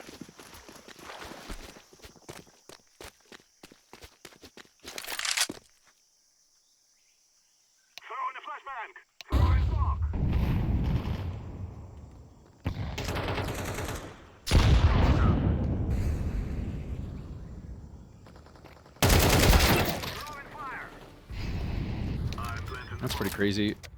Last was mid.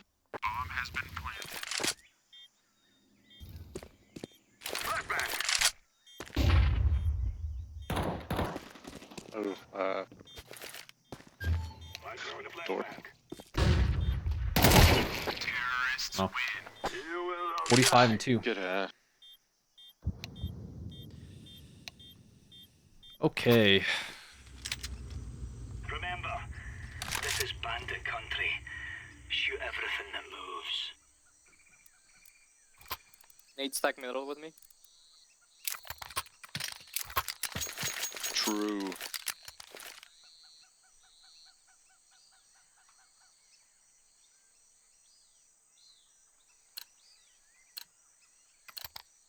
Go, go, go.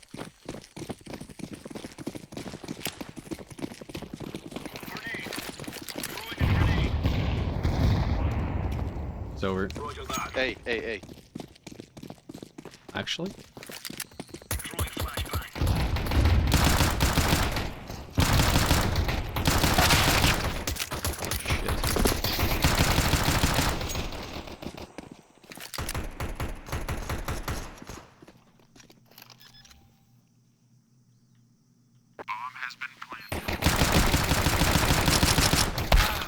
Damn, bro. 39, 26, 30, 35. What the fuck happened? Did damage to every single person. Nano, thank you for the 4 months. Tier 2. Appreciate you.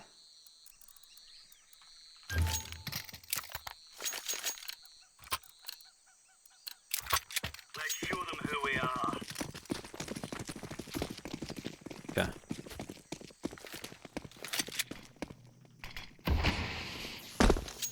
They smoke mid. Flash mid. Amen, amen. Damn. They pieced him.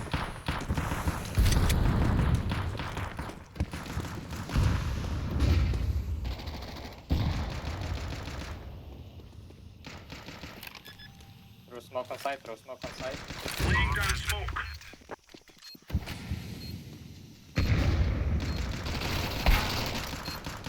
There's a gap. No. Terrorists win. Yeah, I should have underhanded it. Damn. I didn't know how deep it was. I thought there was a box there too. Alright, let's hold this shit down. Okay. We scout? Maybe. Come on, chop, chop. Thinking about it. Okay, I guess not. Oh, maybe. Smoke. Throwing smoke. Grenade out. I hear a mid. Couple of mid. Flashbang.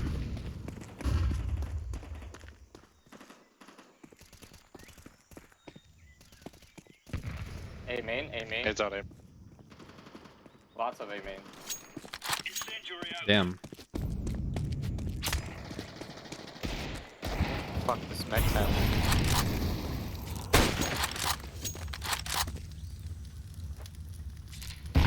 One wire main.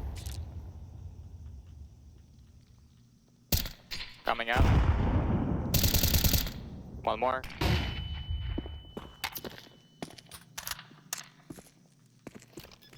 Planning. I think he got tagged. I'm actually not sure. Top of boxes. 45 seconds. This guy's a warrior, dude. Might go temple, careful.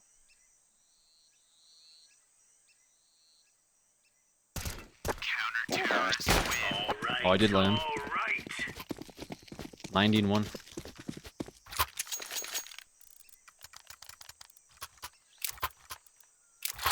Send it again, boys. Send it again. Send the scout again. Purple, can I get an M4?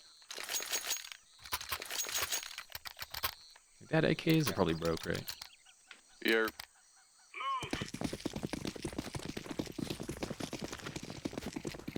Throwing smoke. Grenade out. Throwing fire. Grenade. A main again? Laying down smoke. Smoke. Oh, donut. They're pushing donut. Brother. I'm getting so unlucky with these trades, man.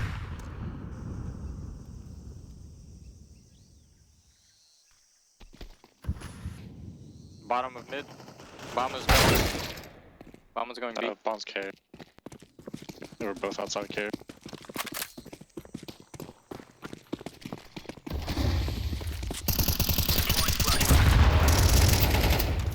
Throwing fire. Has been throwing flashbang. I lit him too. Nice, good job. You're better though. You're better. I thought they'd have no armor, so I went with the scout, but I guess they had armor. 72 and 1. It should be broke now. Should definitely be broke.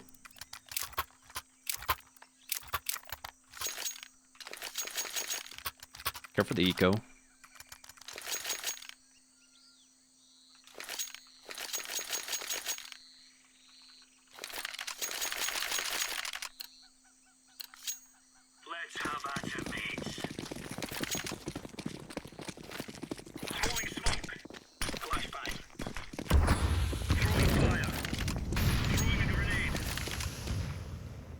Smokes out B.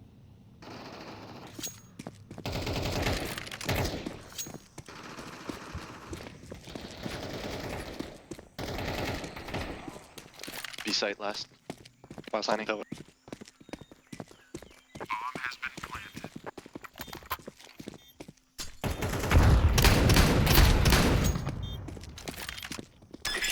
No way you didn't hit him orange. That's hilarious.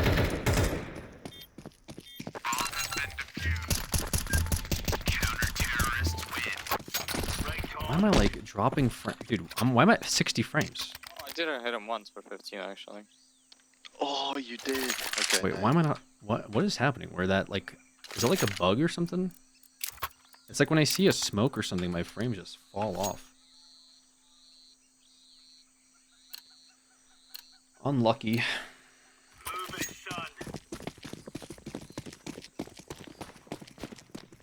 Laying down smoke. Grenade out. Throwing smoke. Grenade out. Throwing fire. Laying down smoke. Deploying flashbang. Incendiary. The fuck? This guy see me? Incendiary out. They are outside. What the fuck? What? Going up mid. Oh, there you go. That's another one. Okay, I'm so confused about what just happened. I'm gonna go donut. Be careful. So they were sight? No, I don't think they were. Okay.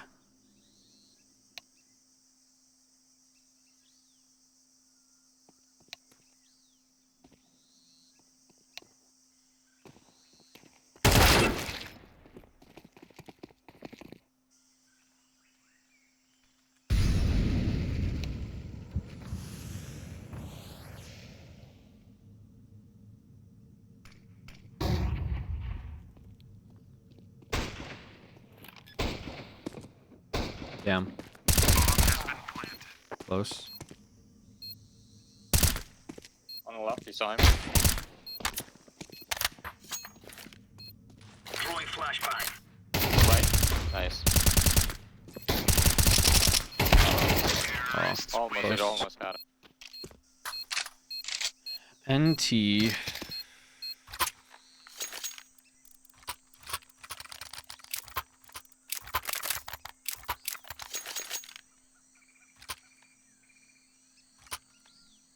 How did I go from 200 FPS T side to 109 on CT side? I lost an entire 100 frames. Let's give it to them, boys. What happened? It's cool. Smoke. Thanks. Incendiary out. My bad, I accidentally tapped out. Smoke. Flashbang. Air cave, many. Pushing cave now. Throwing a grenade.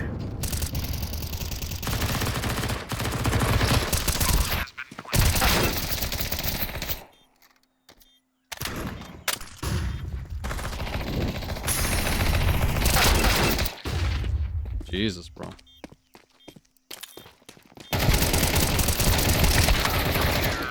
Oh my god, bro. What the fuck? They're everywhere. Holy shit, he aced. He's too good.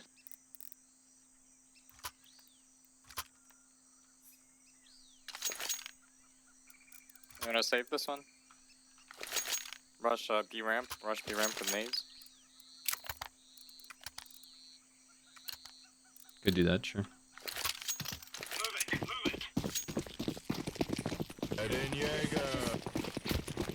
80 months. Love you, UNC. Appreciate you.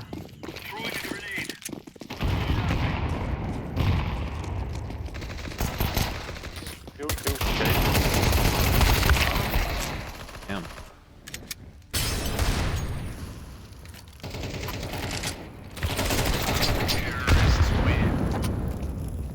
Nice eco, nice eco. Was good eco for us. We'll take it, I guess.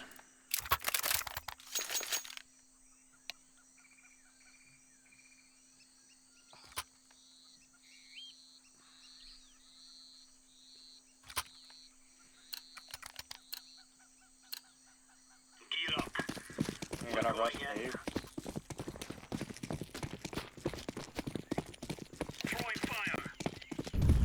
Laying down smoke. Throwing smoke. Deploying flashbang. Some A main. Laying down smoke.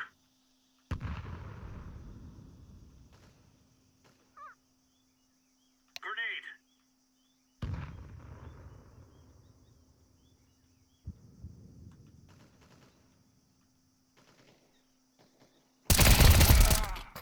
Bombs down on B. Bombs down.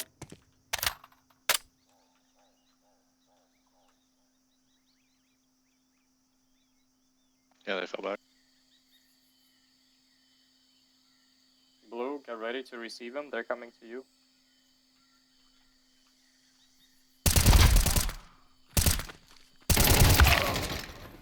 One more T-spawn.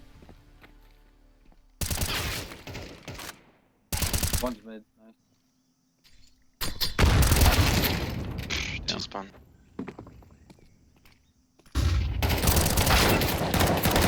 Wow. Thank you. That was a bit Nice. more close. A bit more close than it needed to be.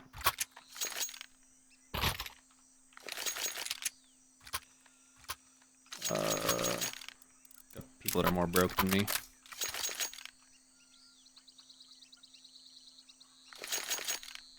I was actually really close on their part. I know I should. There was a different spot I wanted to go to, but I kind of second guessed myself when he said get ready to receive them, because it implied that they were coming mid, but they weren't. So I overthought it. I should have gone to T spawn instead. Mid. Couple.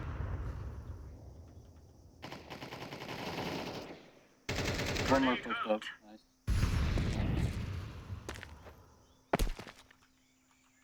Throwing flashbang.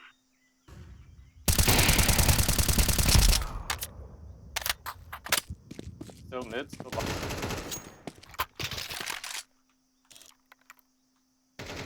Counter-terrorists win. I was really laying into them. Okay. Easy game, easy life, I guess, right?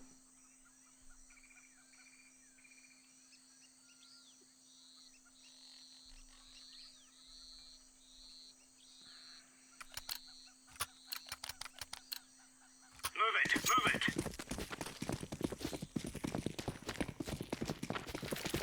Throwing smoke. Smoke. I hear A main. A lot. Grenade.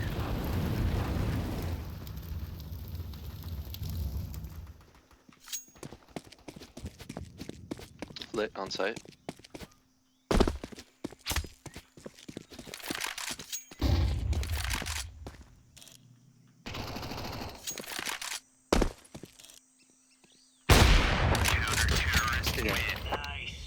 GG. GG's. Blitz Trainer, unique weapon kills 5. Plus 300. We'll take it. We'll take our easy 300.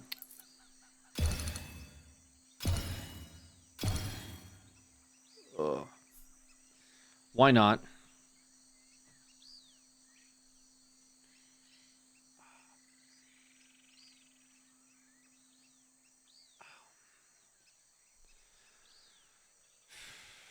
Okay. No cheaters this game, I guess. Good stuff.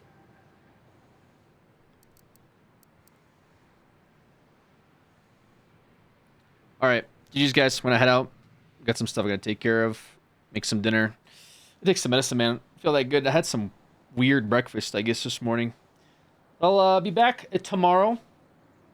Put out one of the videos today as well. Since we did some interesting reactionary content. Appreciate y'all. And I'll see you soon. Song name. It's by Junko Yagami. I don't know how to say it.